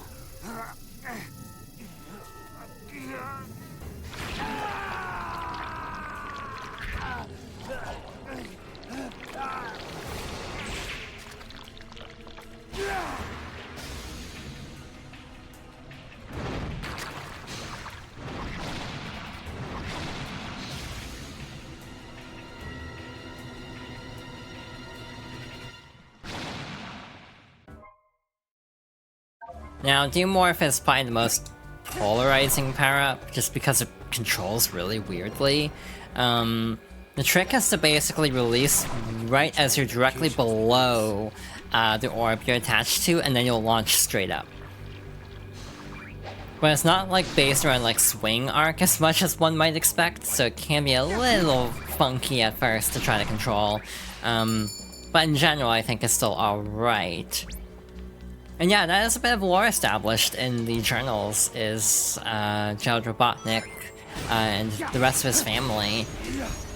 People wonder if we'll see them at any point in the series going forward, because it's kind of a big thing to drop and would be very fascinating to have Eggman's dad and uncle in some capacity. Oh, I didn't mean to break that. Where's a Doomorph spot over here? Also, that just is another fascinating thing about, like, yeah, this essentially being used to, like, to cure AIDS. It's like, this is just a wild plot detail in a Sonic game of all things. SA2 is so fascinating because it's, like, trying to have a really, like, dark story, actually. I don't think it all entirely sticks to landing, but I definitely, again, respect when Sonic games shoot for the moon, shall we say, with their story writing. Pun intended. And our final, like, regular stage is Chaos Island. I don't know how to feel about the stage, to be honest. I'm a little bit iffy on the music, for one thing, and that definitely is a problem in a Sonic game if I'm not quite vibing with the music. Just I don't think the remix quite works for me. It's not bad, though. And just, again, the usage of Doomorph, case in point, salvaged it, but I definitely had a brief moment of panic there. But yeah. Doomorph can be a little unreliable, so trying to actually get, like, S ranks can be very frustrating. It's also very cathartic being able to destroy, like, all the enemies in one hit, with how much you have to work to defeat them as Sonic. Again, it almost feels like a case of power scaling, where Shadow can just easily, like, plow through everything, while Sonic has to, like, actually fight all these enemies. Yeah, I think Act 1 is a little bit overhated, but I've also seen people say it's, like, their favorite act in the game, and I don't think I agree with that either. This one's kind of middle of the pack for me. Out of my way. I was trying to read that comment and was not paying enough attention. That's fine though. I don't think S ranks are based on death in this game, so you can still get an S rank if you die, which is nice. If I understood correctly from what I'd heard elsewhere. Yeah, maybe I shouldn't read chat on the hardest, like the second hardest level in the game. Yeah, third hardest. There's the next two are pretty challenging, but also really fun. Oh, the music. Yeah, that's fair. Also, it's weird seeing Chaos Island with, like, everything loaded in, like a proper LOD system. Like, to be totally honest, but again, this is one of the benefits of, like, very, like, fixed level design instead of open world. Yeah, the ranking system is actually pretty nice in this game, because it doesn't feel as much like you're just steamrolling everything as base generations, where it almost feels too easy at times to get S ranks. That was stupid, why did I do that? Again, trying to make that jump in like Unleashed would have gotten me killed, because I probably would have slid off the platform after the stomp move. Yeah, I actually do like Shadow the Hedgehog as like a silly game. I definitely do think it falls short as like a dark storytelling experiment, but as like just a funny, like there's just very good moments in Shadow that I think are fun, even if they're like ill-advised. Yeah, a lot of this stage is really fun. But again, it's one where it's like, I kind of understand the criticisms, so I almost do feel like it is a case of like, Doomorph, once you understand how Doomorph works, it really isn't bad. It's just a little finicky. I'm doing this for time, I'm not needing to use cast control ever. Yeah, we got an S rank anyway, even despite dying once, so again, that's one really nice thing in this game. Vector does have some very, like, poignant moments too, which is also fascinating that they give Vector really poignant moments. Yeah, Colors, I think, was the previous last game that was really hard to S rank, because you have to juggle time and color power usage in a way that's actually...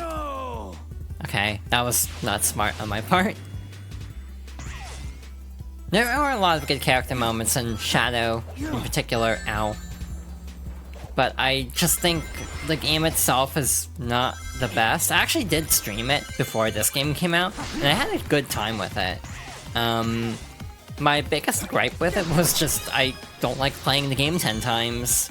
But the actual stages, I feel like I am so used to the controls in Heroes in Shadow, that I really don't have issues controlling it. Though I, again, fully admit, this is not to say that the game is without fault, because me being used to the game's awkward eccentricities doesn't mean that those eccentricities aren't a problem. I don't know if that makes sense, trying to explain it that way.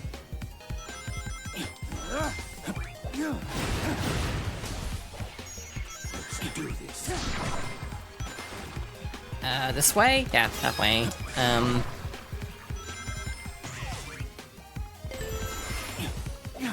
Also, the background details are really cool in this game, period.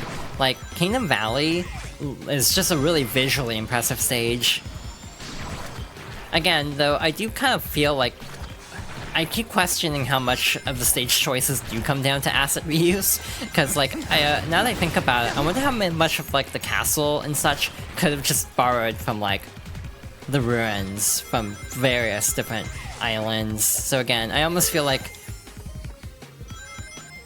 Again, nothing against asset reuse, because it is very smart, especially for like a budget kind of game like this.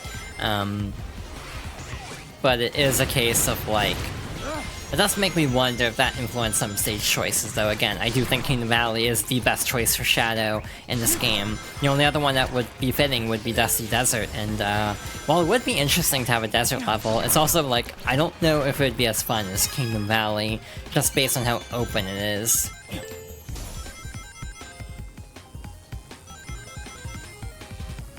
In Chaos Island, oh, there's the symbol that everyone is still trying to figure out what the hell it means.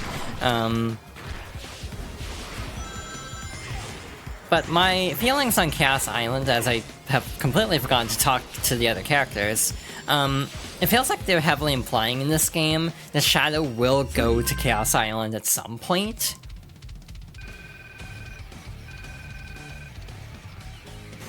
So I kind of wonder if they're setting up like something involving that at some point. We know now is optional dialogue. I must have missed that, actually.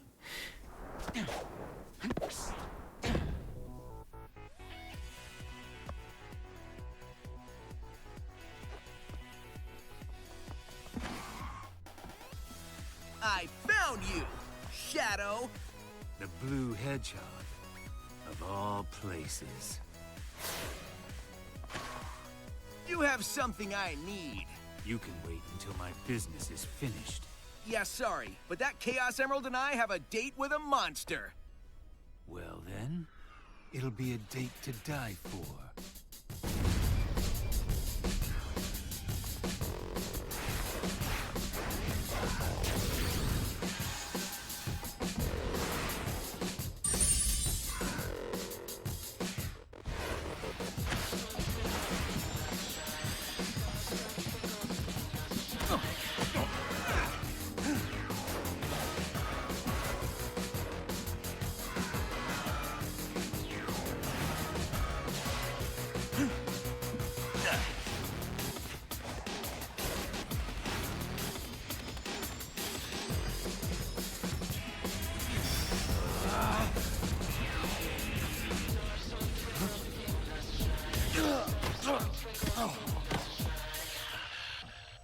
Nice hustle, but I won this one. So I'm taking the emerald. See ya!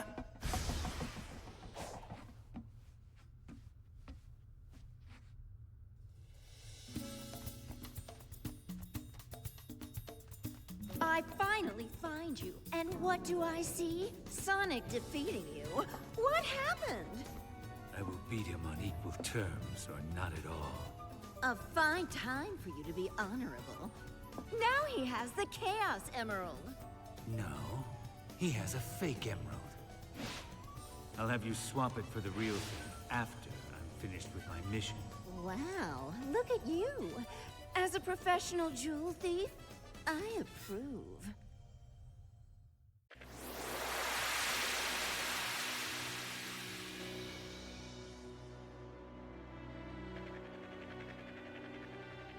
I feel like this is a cutscene that is very hit and miss for people, just because, you know, people tend to be very split on Ian Flynn being very referential. I think it works in the context of this still being Generations, so still having a framework of being an anniversary game. Plus, it's just kind of cute seeing Sonic and Shadow interacting at this point, because, like, in the base game, I think Shadow's dialogue towards Sonic is very, like, out of character. Also,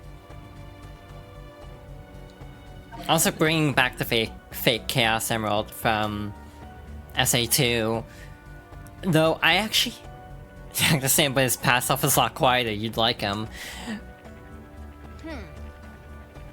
Watch out for a giant flying time-eating monster. It's a jerk.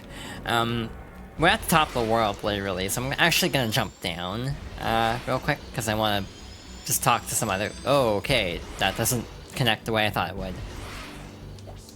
Yeah, it is fascinating that Shadow has jet shoes, so it's like Sonic is technically faster. Sonic was not all of his talent. Oh, hey, this is relevant. All of his talents are latent, natural. These are equal in speed and strength. Does not compute. am unstoppable. Talking about the animals. And also the chaos drives. I assume that's what he means by like energy core.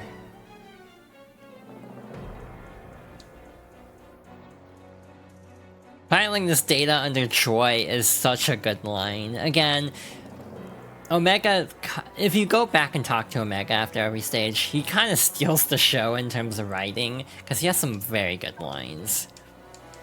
Unable to process.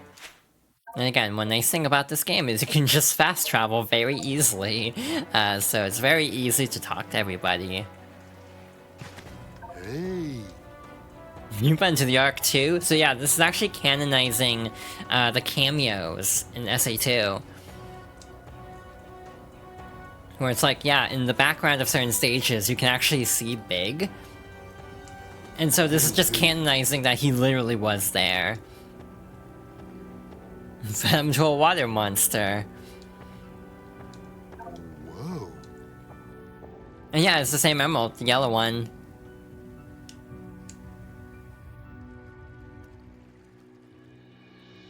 Hey. See, this is like the fascinating thing to me about Ian Flynn, is being able to connect all these dots. So it's like, what would be the best emerald for Shadow to have in this game for the sake of everything else? The yellow one, because it connects to Big and it connects to the fake emerald. Now, they were cut in the GameCube version, if I'm not mistaken, and then I think partially restored in the Steam version. I don't think all of them are in, just some of them. Because I kind of sworn I couldn't get the helicopter one to appear, and I know that's one, traditionally. Oh, Shadow.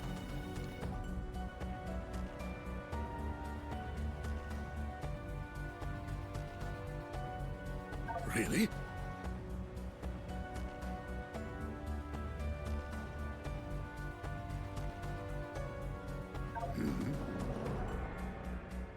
I almost feel like they did more with this aspect. Shadow actively wanting to change the timeline to save them.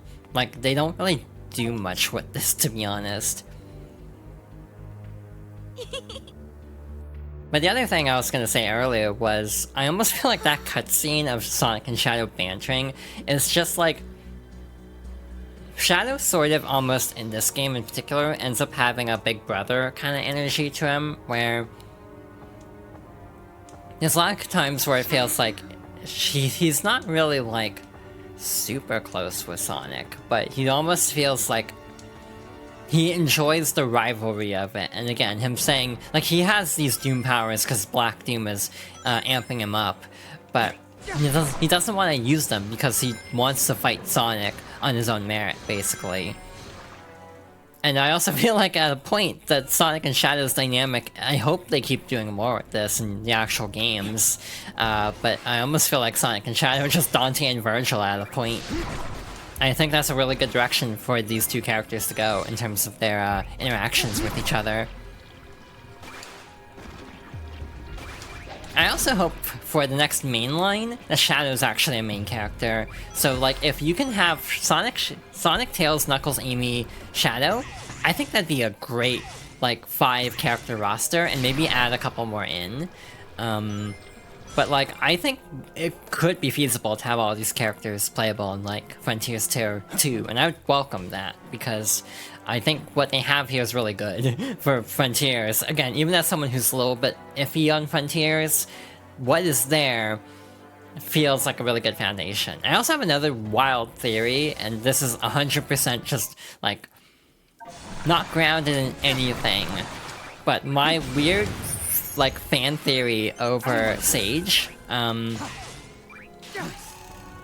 is the next Sonic Frontiers, like, mainline game will be a follow-up to the main ending.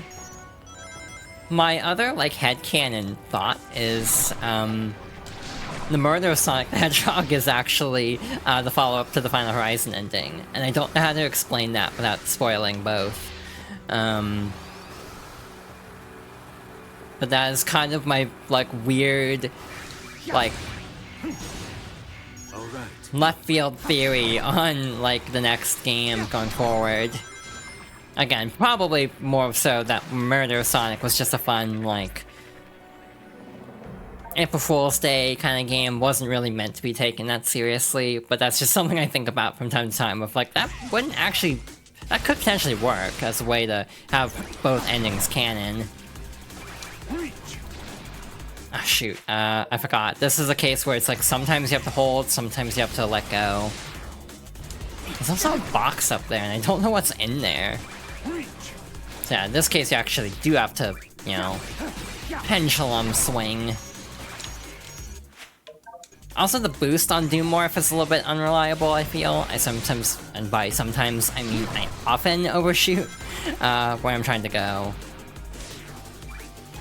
If anything, I'm just reminded I still need to play Spider-Man 2, because this design of Doom Morph reminds me of Venom.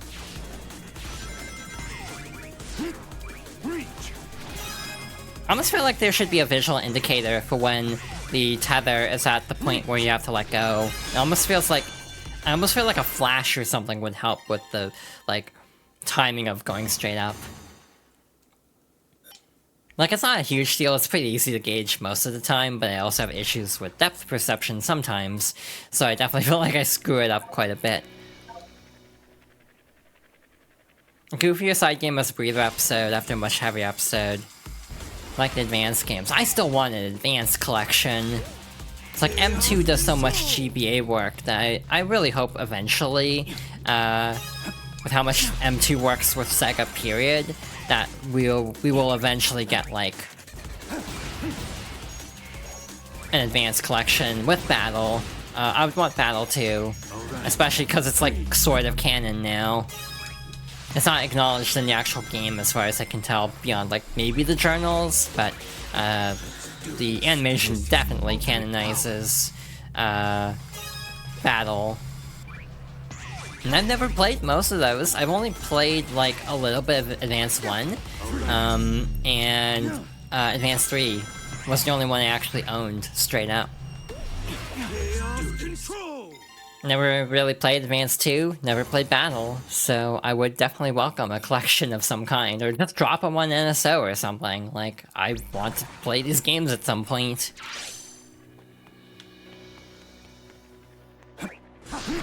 I also feel like the number of stages is weird. Dimps should still be around, I think. And I don't feel like they would block it, but I don't know if they would or not. The other question I have a lot of times is about,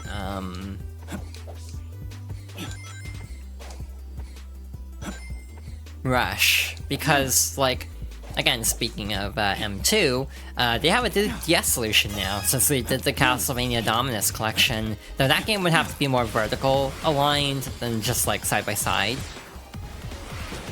But, like, I'd definitely be okay with a trilogy of Rush 1 and 2 and Colors, yes. Because Colors, yes, is ostensibly just Sonic Rush gameplay. Advance 2 has the worst special stages? Huh. That's the one with Zero, I think, right?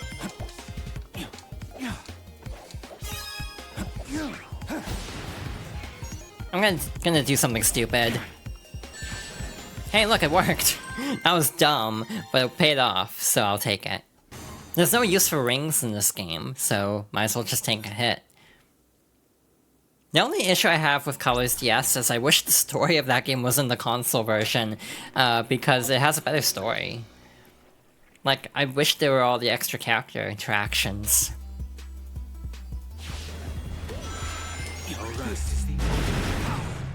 I assume there's never been anything to, like, canonize Rush DS, or, like, Colors DS, just by the nature of, like, you know, them remaking Colors, or remastering Colors into Ultimate, specifically. That was dumb. You're supposed to, like, squid through that. There we go. Some technical difficulties there, but we made it.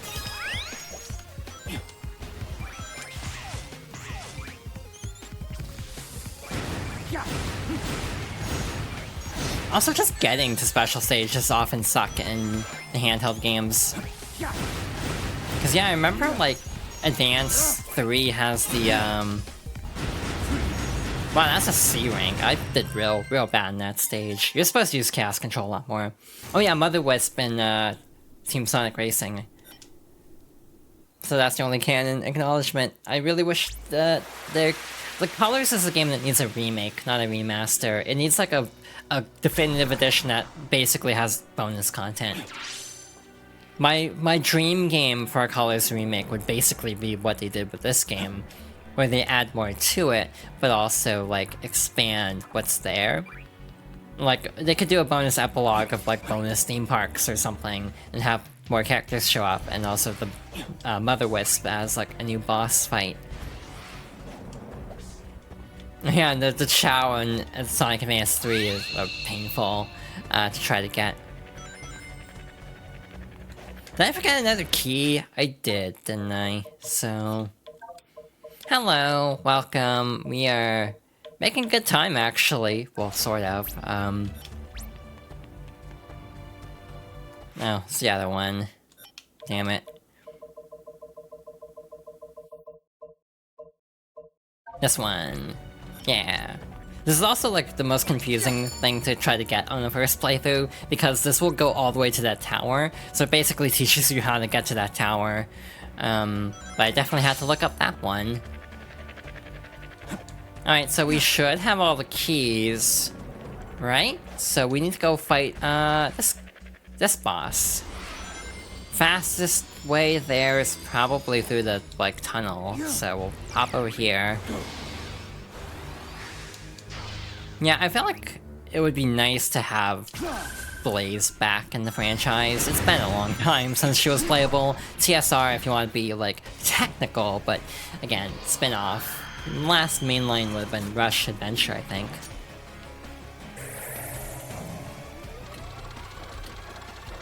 Alright, we're in the home stretch. Only 2 more bosses and 2 more levels to go. This boss is, like, probably the best boss in the game, which is weird, because I was kind of lukewarm on it when I first, like, saw it, but I've definitely gotten to the point where I think this is actually my favorite boss.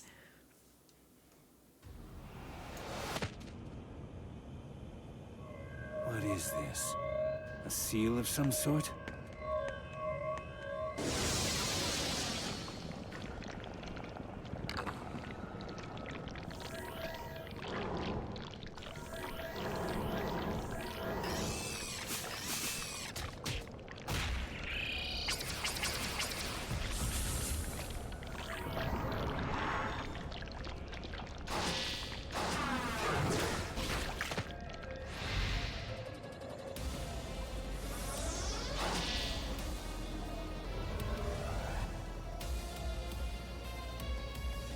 I will defeat you, and restore myself to the timeline. By the way, this is Robbie Daymond as Mephiles, or Akechi from Persona 5. I was really torn on his performance because it's a very different version of the character compared to Dan Green. And that the character's a lot more desperate because, like, we don't know how long he's been here, trapped in limbo of, like, space-time. So he's, like, desperate to try to reestablish himself into the timeline. Meanwhile, as far as Shadow's concerned, like, he doesn't remember the events of 06 at all, so he's like, who is this and why is he fighting me? The irony of, like, my feelings on this fight, and what kind of helped me realize, like, turn around on this fight a little bit, was realizing that this is basically just Infinite done better. Like, the feeling of Mephiles kind of wanting revenge, but also trying to exist. Meanwhile, Shadow's just like, I don't care. Yeah, and Dan Green's also retired, but again, I don't think Dan Green would have fit this version of Mephiles because he's so different. There's like a desperation to this character that, again, was a little bit like, this is a very different take, so it took a little bit for me to, like, warm up to it. But in the end, I'm like, yeah, no, if you're stuck in time limbo for God only knows how long, yeah, it's like Mephiles, but he's kind of snapped a bit after being trapped in essentially this like white space dimension for who knows how long. So again, it was something that I was a little bit iffy on. I definitely warmed up to though. You can absolutely hear the Akechi though, yeah. It's also just a fun as hell fight, to be honest. It's a very fun boss fight.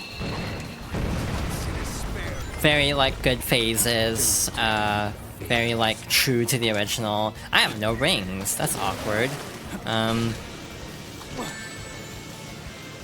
Okay, that's a problem. I will say sometimes hitboxes in this fight can be a little wonky. That's my only complaint about it. The large Mephiles form can be a little finicky to try to fight. Beyond that, it's a very fun fight. So yeah, I actually think Metal Overlord's my least favorite boss in the game. And yeah, he also doesn't need to, like, you know, even go full power. Which is also something I was a little bit torn on at first, but kind of warmed up to, because it's like, you know what, Shadow doesn't even need it at this point, because he has Doom powers. And he does this little spin kick too.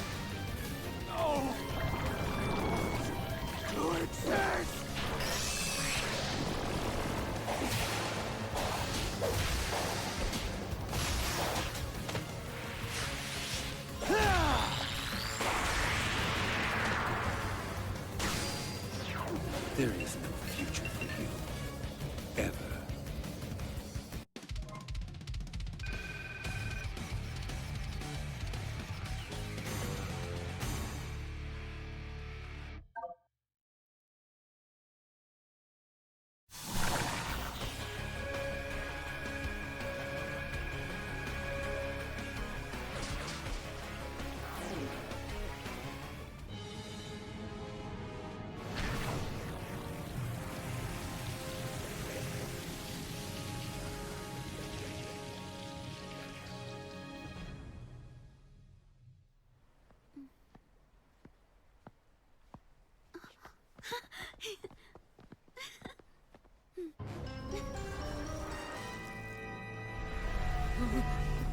Don't be frightened. The promised time is nigh upon us, Shadow. Soon, you will be mine. Shadow will never serve you. He's nothing like you. Gerald may have given him this unassuming form, but the blood of the Black Arms flows in his veins. He is a warrior, a destroyer. Yes, the warrior that will destroy you.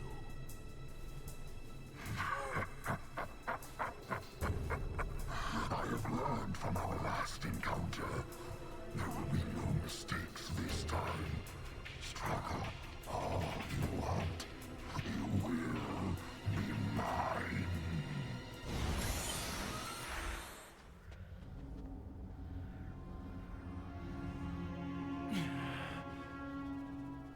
Professor, what do you think he means he learned from our last encounter? I surmise you defeated him at some point in the future. He has grown a new body and used the nebulous nature of time in white space to accelerate his plans for revenge. He's right. No more mistakes. This time, I will crush every last one of them. Shadow, no! Maria? It breaks my heart to see you so full of anger. This isn't who you are. Do you know why I named you Shadow? Because without light, there's only darkness.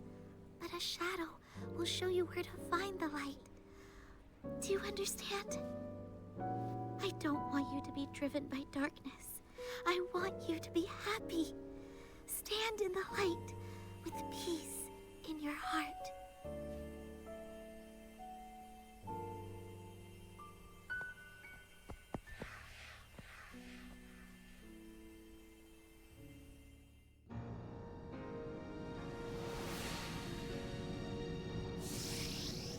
I think something really impressive about the cutscene direction in this game is just like micro expressions, like very subtle motions and like facial expressions that really sell these cutscenes that we haven't gotten out of Sonic in a very long time, and it's refreshing.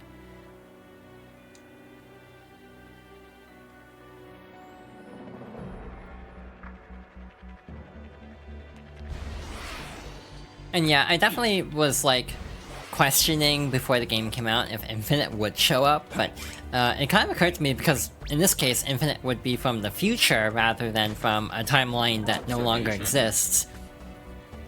You would still have an issue of Infinite's whole shtick in this game being kind of like Mephiles. It'd be kind of redundant, because he'd also be like wanting to fight Shadow for revenge, but then Shadow's like, who are you? So it'd be the same basic premise. So I definitely understand why they wouldn't have Infinite in this game. But yeah, that's kind of my take on it, is realizing that Mephiles is just kind of Infinite's arc, but done with better motivation.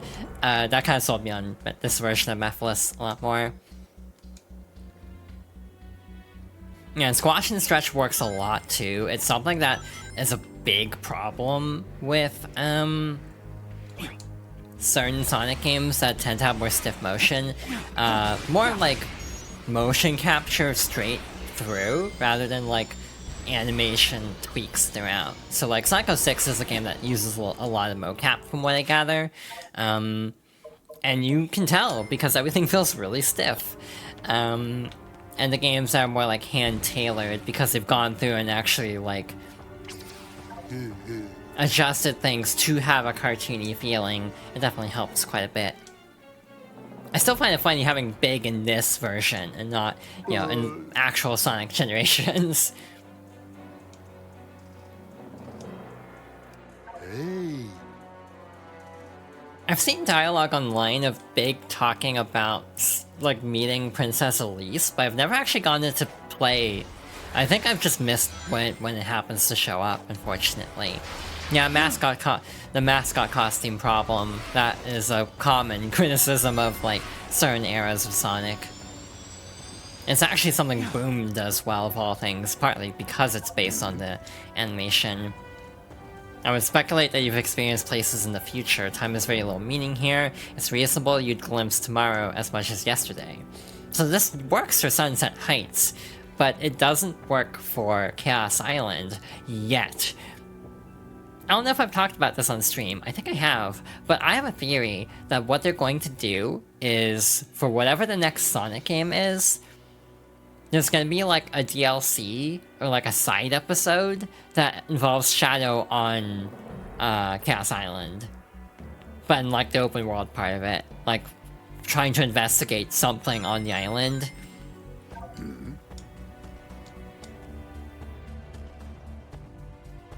And yeah, he doesn't even know who Mephiles is. So he doesn't, like, have much emotional investment. Also, one problem in this game, not that it's really a huge problem, but something I find fascinating, is there's a lot in this game that makes Sonic feel kind of not as powerful as you'd expect.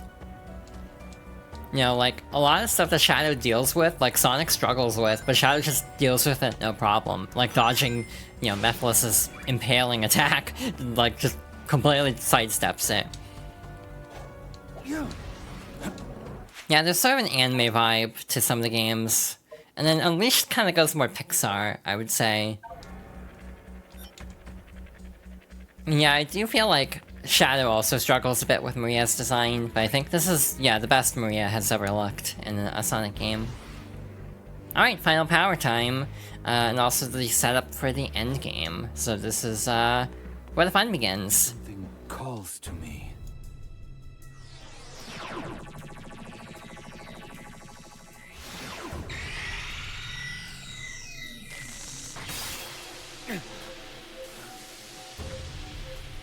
No. No.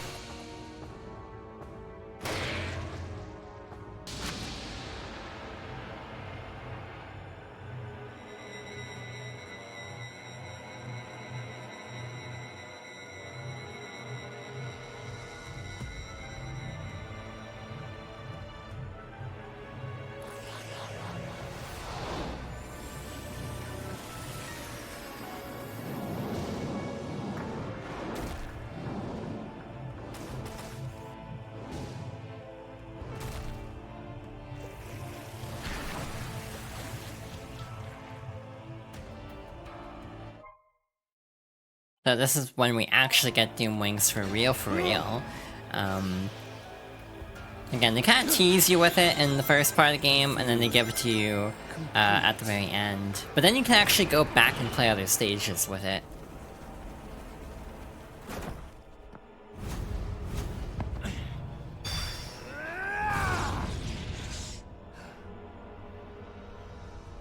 You cannot deny me, Shadow. You are finally complete. Come, face me. I shall claim you, mind, body, and soul, and become the perfect being.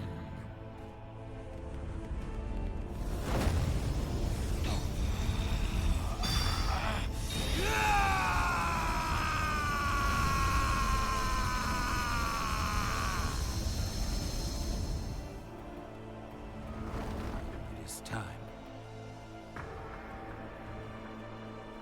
I'm sorry I put you on this path, Shadow, but I'm proud of how you have walked it.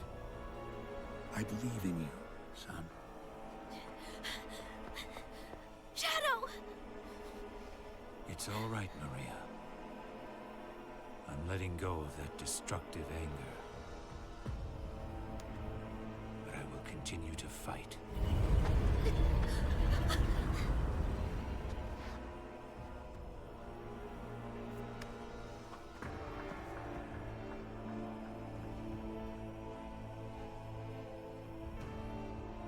Fight with your wish in my heart. Your wish for everyone to have a chance to be happy.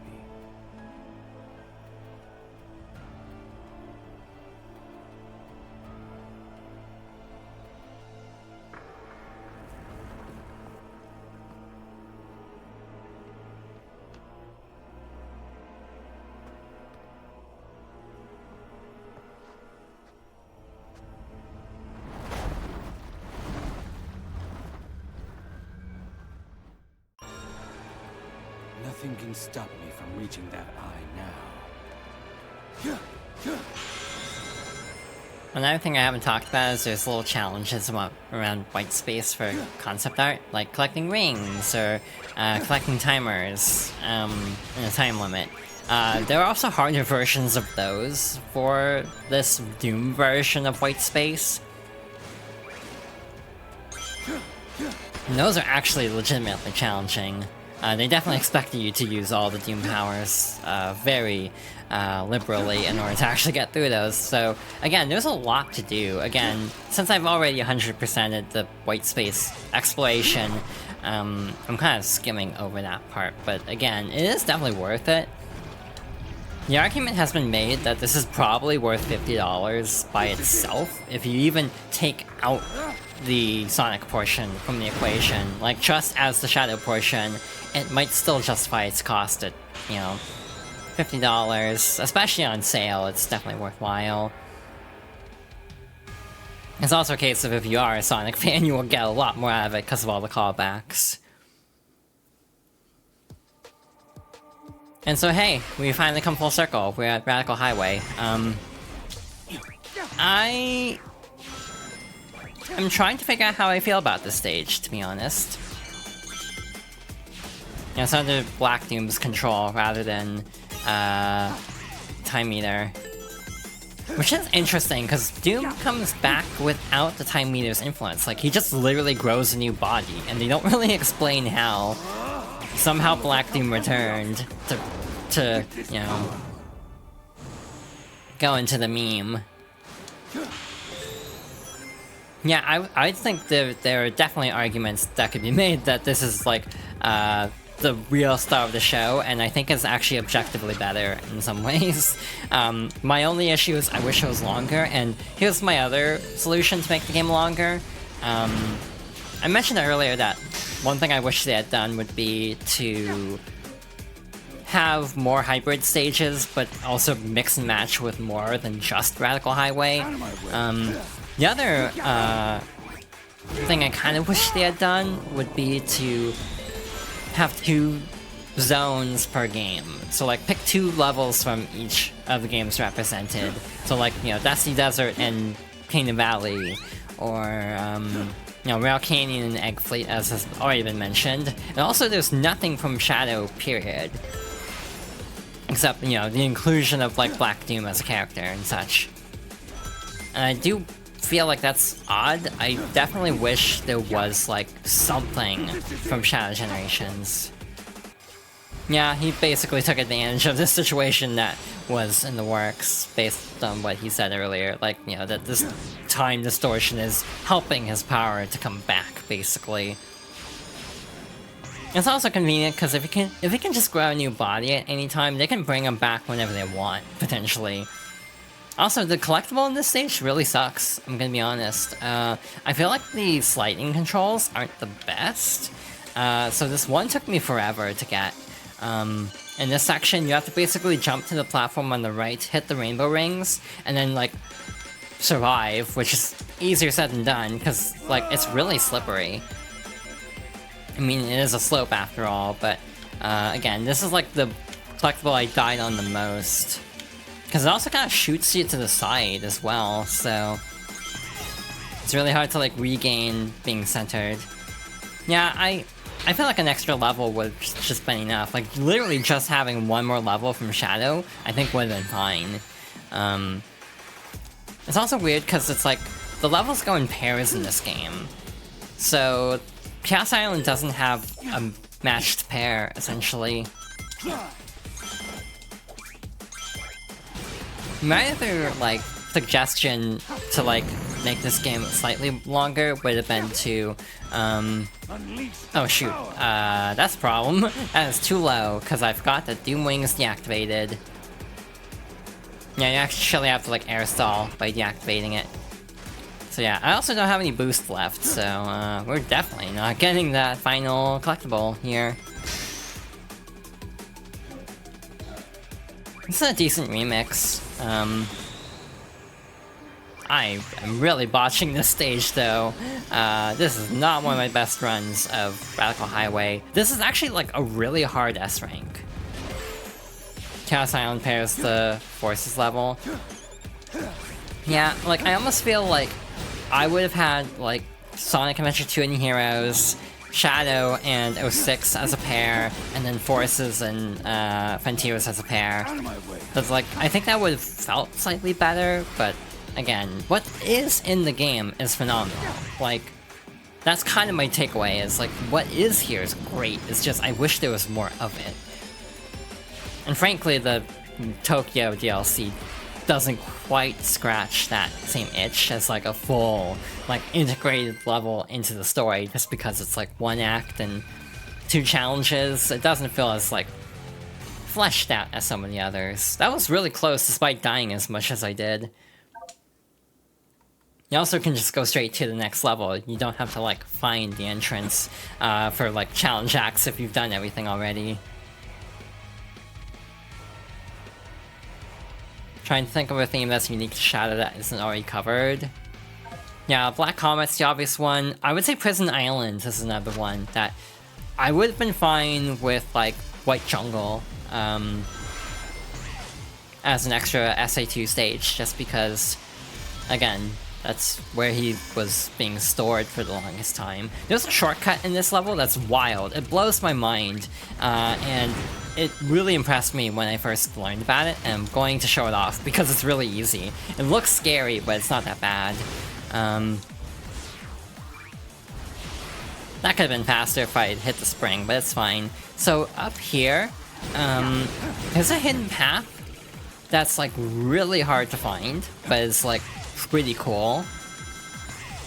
You don't have to land on the ground. You can just kind of dodge everything, and there's actually a hidden rail down here. Like, this was, like, mind-blowing to me the first time I learned about it, because, like, they put so many shortcuts into this level. Radical Highway is, like, another example where if they just kind of can cook to this degree for future Sonic games, that'd be great, because this level's fantastic. Like, there are so many obscure routes to this level. It's fantastic. It's phenomenal. It's hard as hell to S-rank, though. But it is definitely rewarding trying to speedrun this level. Also, this is a totally new design. I don't think this is like based on anything from Shadow, so that's also an interesting detail, is having like a totally original like Black Arms design, because a lot of them are based on ones from Shadow. Oh, I launched. I don't know why I launched that far. Also, I'm pretty sure you can actually skip this one with like a well-timed like set of inputs. So yeah, you can just kind of keep boosting and just skip that other one, but I ran out of boost, so that's on me, but again, that is an option.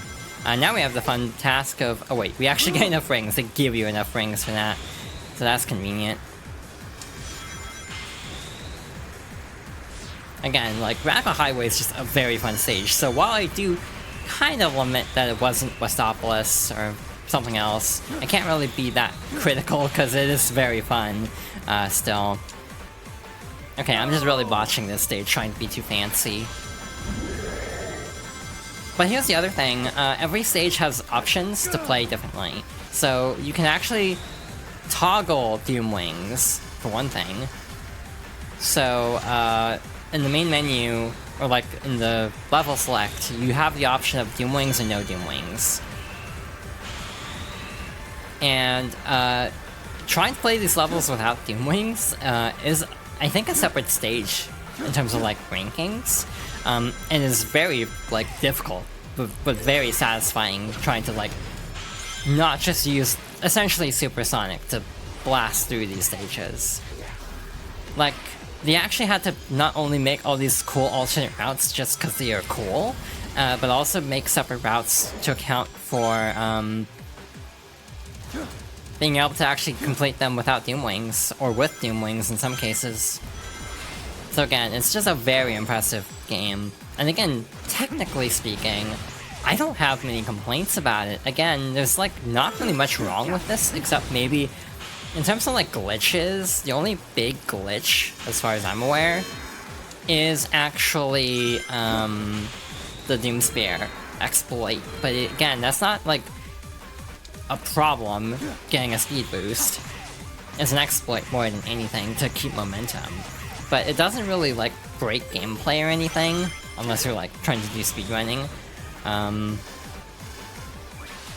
But like, this is a level of technical stability I don't think I've seen in a Sonic game in a long ass time, and that aspect is really refreshing. Yeah, Ice Cap would also be fun. I think it'd probably be more likely to have the SA1 version just to get around the music, to be fair.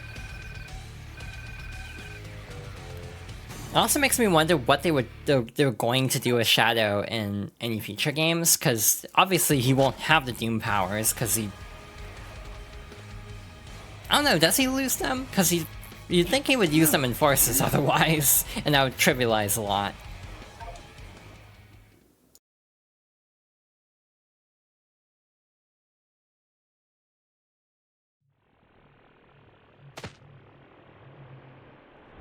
The time has come, Shadow. Agreed.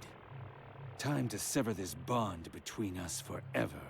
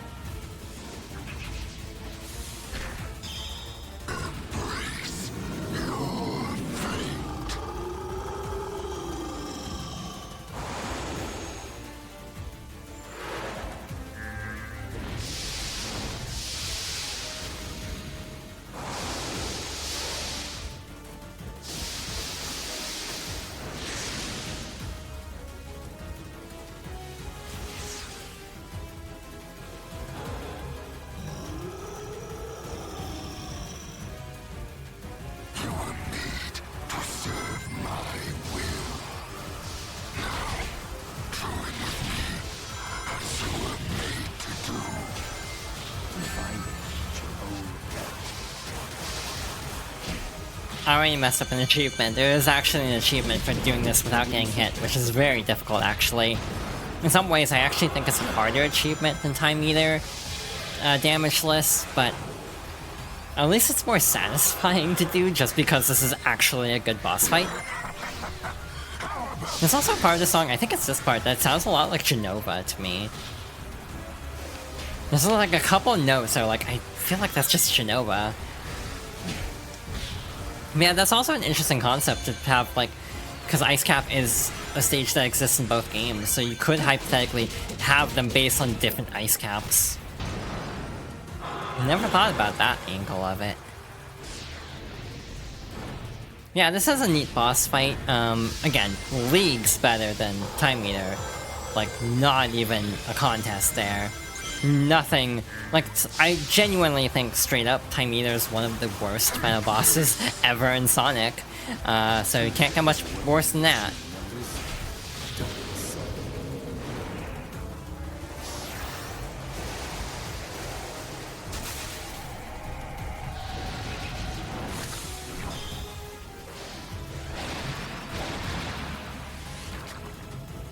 Perhaps I have underestimated your power. Perhaps I should actually start trying. Hollow threats of hollow monster. This isn't good. Time Eater 3DS is kind of confusing from what I recall, but it definitely is a lot better than the console version. The real issue I have in terms of the no-hit achievement in this game is just how many cutscenes there are that are unskippable. So, like, it just takes forever to try again, and there are a lot of attacks that don't do damage that count as a hit. So it can be hard to gauge if you actually got hit or not, especially in the final phase. Beyond that, I think it's a very fun boss fight. Again, I just think the achievement's bad, basically. Okay, like, this laser can just kind of clip you, and that's really frustrating when it happens. And stuff like that can also happen, where it just does not work the way you think it will work.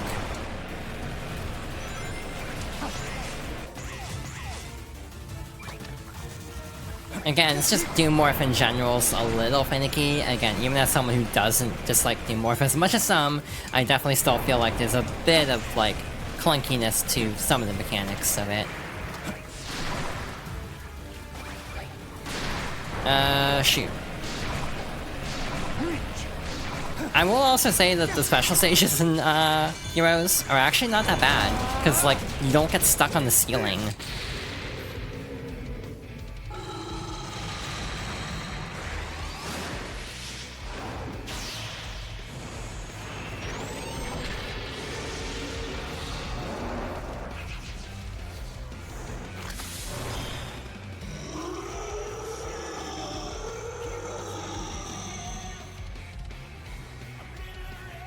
Splendid, Shadow. Truly splendid. You are truly my finest instrument. One nice thing about this... Oh. To my bloodline. See yourself as what you really are. I am nothing like you. I have surpassed you. Time to end this once and for all. One nice thing about this fight is they do give you 100 rings, so there's no fear of running out if you don't have enough at the end of the previous phase. I feel like I'm kind of like, I go back and forth in the half-pipe. Obviously, I do like when they have more, like, unique special stages, but I do think the half-pipe is almost, like, overhated at this point. And yeah, there's plenty of rings, so you have no fear of running out. This like, swipe move, that's the one that's, like, the most annoying to deal with for a no-hit run. Other than that, it's not that bad. Also, I kind of don't agree with the music choice. I'm not the biggest fan of All Hail Shadow, never have been. So I almost wish it was a remix of I Am All of Me, to be honest, because I think I like the song better. But that's ultimately a personal preference thing. There's also a vertical swipe too, which is worse to dodge in my opinion. I don't think I stunned him enough. So yeah, this is like, I haven't even gotten an A rank or an S rank on this fight on my main file, just because I can't hit everything to stun him fast enough on that phase. And the time limit is super strict. You have to play like perfectly to get an S rank, which is nice from the perspective of, you know, having a challenge. But again, I just feel like, again, this is way more balanced than base generations. I don't know why he said hold. Like, I've never seen that attack before. Or that counter before.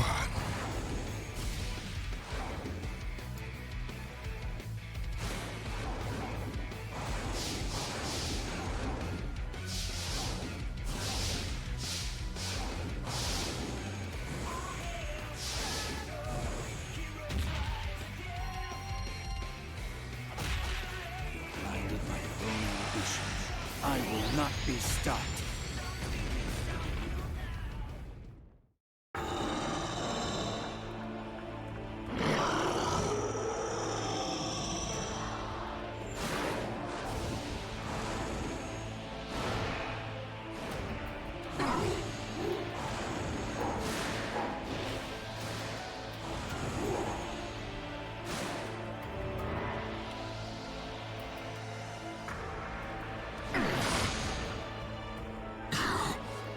Deny what you are.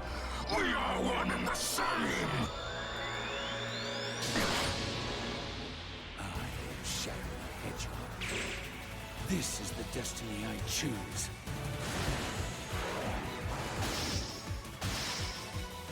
Now, to end this!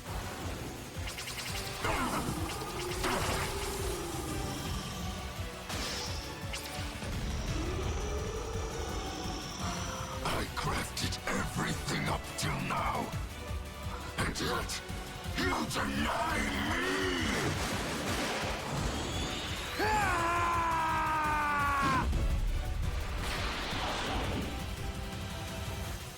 Shadow,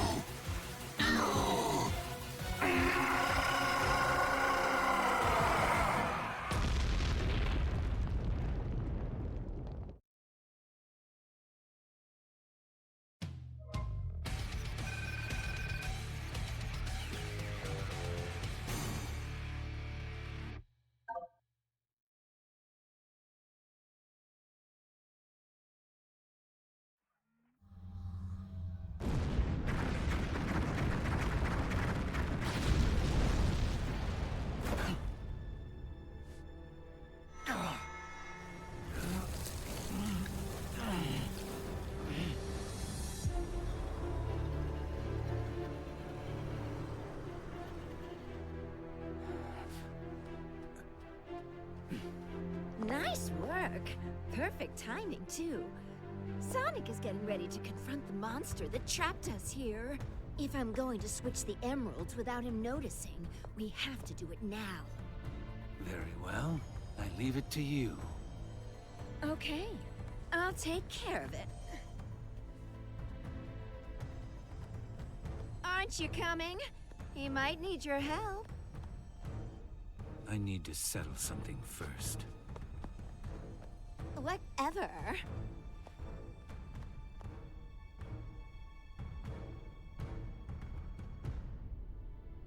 Shadow?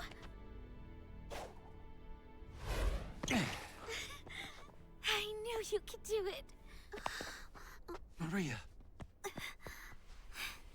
I'm okay. Really. Professor, what's happening?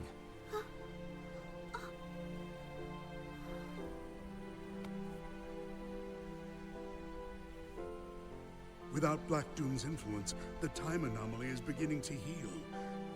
We are returning to our own point in time. I'll stop Rouge. Use Chaos Control. Stop this moment in time. Shadow? No. I don't want to be frozen in one place in time. Besides, your friends need your help. But you don't know what's going to happen. I know I'll see you again. And if fate draws us apart, I will always be in your heart. Maria.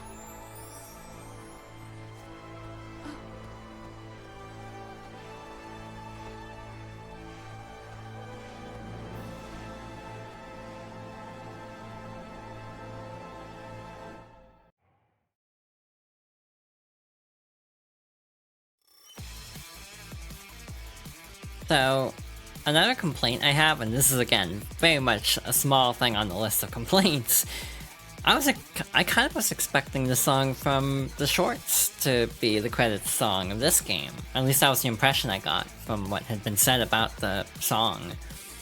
So just immediately going into a medley of like the main level themes is a little bit jarring in my opinion.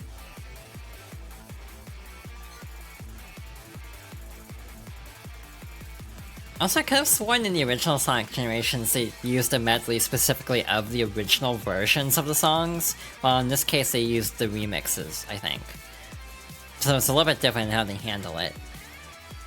In general though, there's, again, most of my issues with Shadow Generations are very small.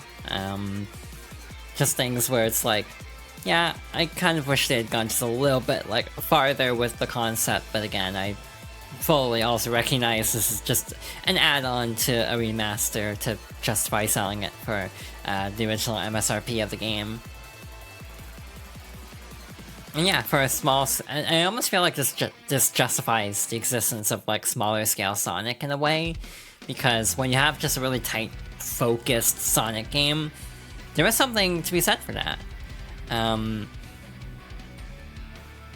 Because, like, again, Frontiers definitely feels like, as successful as it was, and how relatively well-liked it is, it definitely feels like the scope of it almost went a little bit too out of control at times. But this feels like decent scope, where everything in the game was really, really well-crafted. It's just like, again, wish they could have put a little bit more into it. Again, I think this is also the first time, like, Marziplanet has gotten, like, involvement in the actual game and not just like promo cutscenes, because a lot of like pre-rendered cutscenes in like Frontiers were just for marketing. But again, I maybe was mistaken on that, and Marza had done other work on Frontiers. But either way, the animation is very good in this game. Some of the best in the entire franchise, I'd say, beyond, you know, the movie, which of course that has the best animation, it's the movie. Again, like, no stage is a miss, I'd say. You don't have a Planet Wisp situation.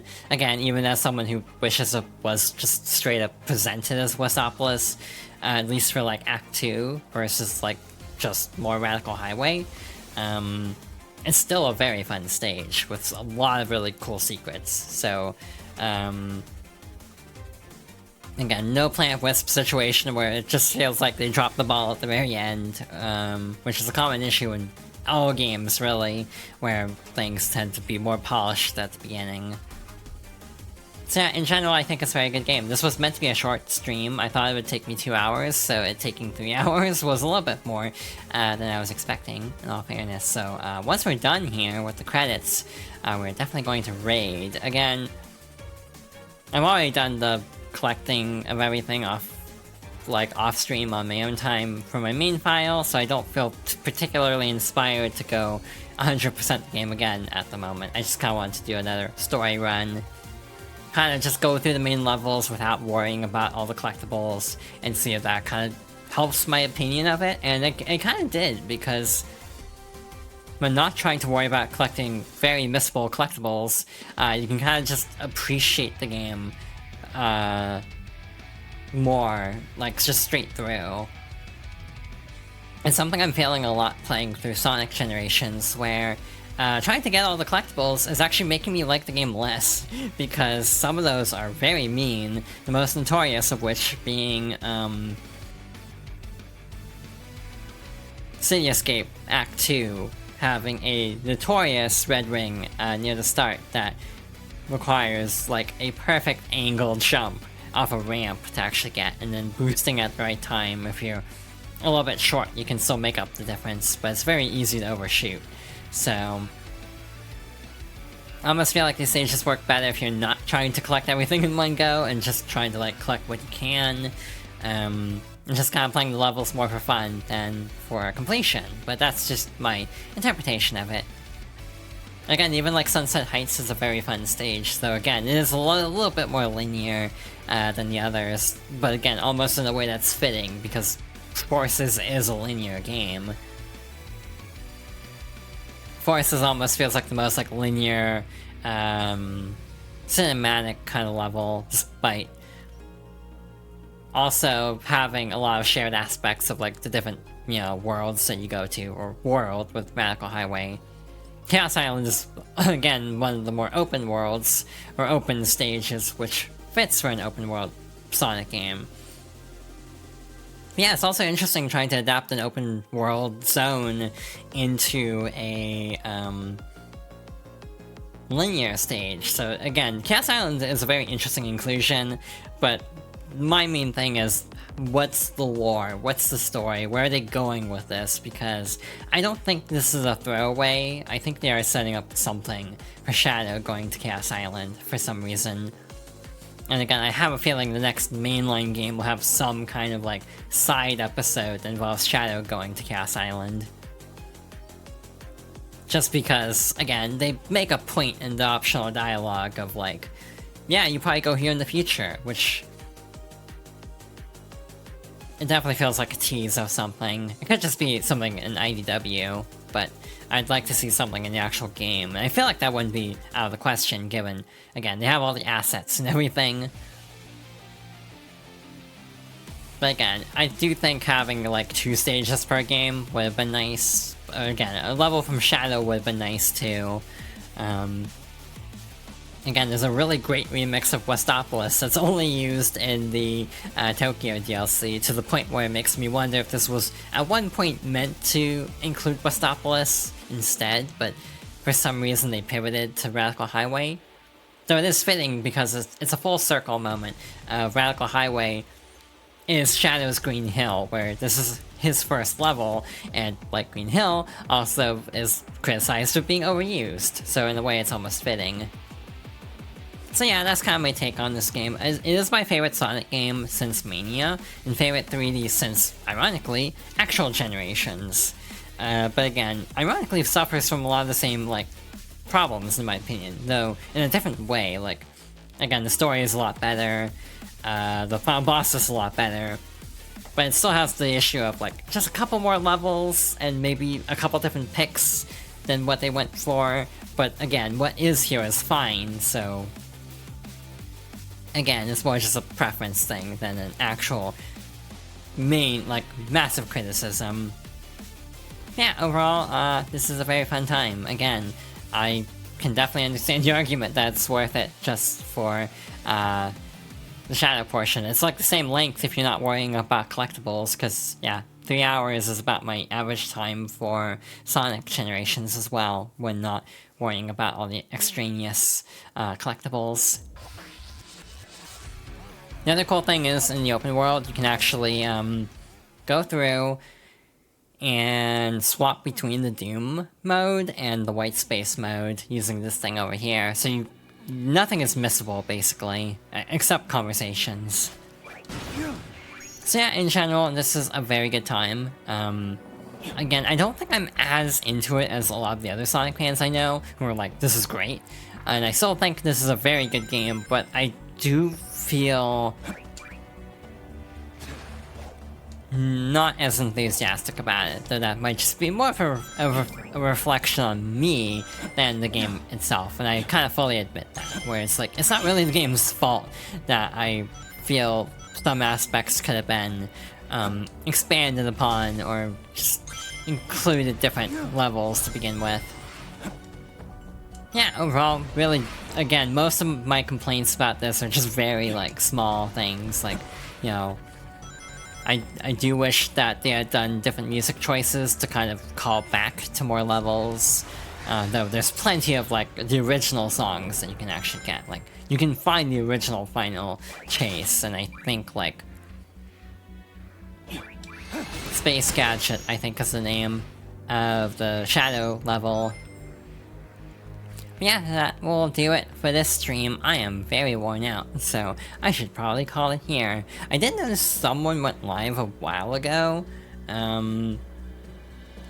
so I am going to check if they are still streaming, because if they are, we will do a raid. However, I actually don't have a raid message, so I don't think we're gonna do a raid message just because I don't have anything.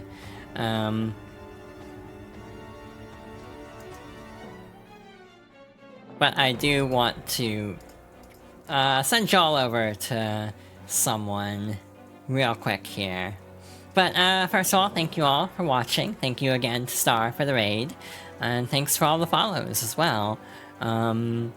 Next stream hopefully will be Wednesday if nothing gets in the way. But I don't know what I'm playing. See, my actual thing was I was gonna play Sonic Riders today, but then I realized, and this was actually planned from last Wednesday. If I had streamed last Wednesday, I would have streamed Sonic Riders. But then I was like, I should do it today then. And then I realized, oh wait, the Sonic movie's coming out like this weekend. So if I want to do something Shadow related, today would be the day. So I don't know what I'm doing. I have a few things in mind. A couple of big projects. I kind of have thought about going through a bunch of like RPGs, so that's very daunting, but it is a possibility. But yeah, thank you all for watching. You can find links to socials and stuff in the description, along with like sources for the assets used for my VTuber model and other assets for the channel. Normal streaming schedule is like Wednesday, or I hope to stream Monday, Wednesday at 4 PM Pacific. That hasn't been happening much lately, in all fairness. And I'm hoping to get back on that schedule this week. And eventually toss in Tuesday, Thursday as well. Because I would like to have a few more days to get through a couple of longer games a little bit faster. Mainly RPGs. I want to have some extra days to be able to like speed them up, because otherwise it will take forever to actually get through. So yeah, I think you can probably guess who we're rating today, since I normally don't get to rate this person, because they're almost always streaming at times when I am not live. So we are going to raid Transglender, if everything works out. There we go. That should be good. But again, no real raid message for this one. We'll just say hi. If you have any head pat emotes, actually, yeah, if you have any head pat emotes, you can use those for our raid. But other than that, I don't really have any specific raid messages. But once again, thank you all for watching, and hope everyone has a good rest of their day. If I don't stream on Wednesday, I hope you have a good rest of your week as well. But with that being said, thank you all, and good night.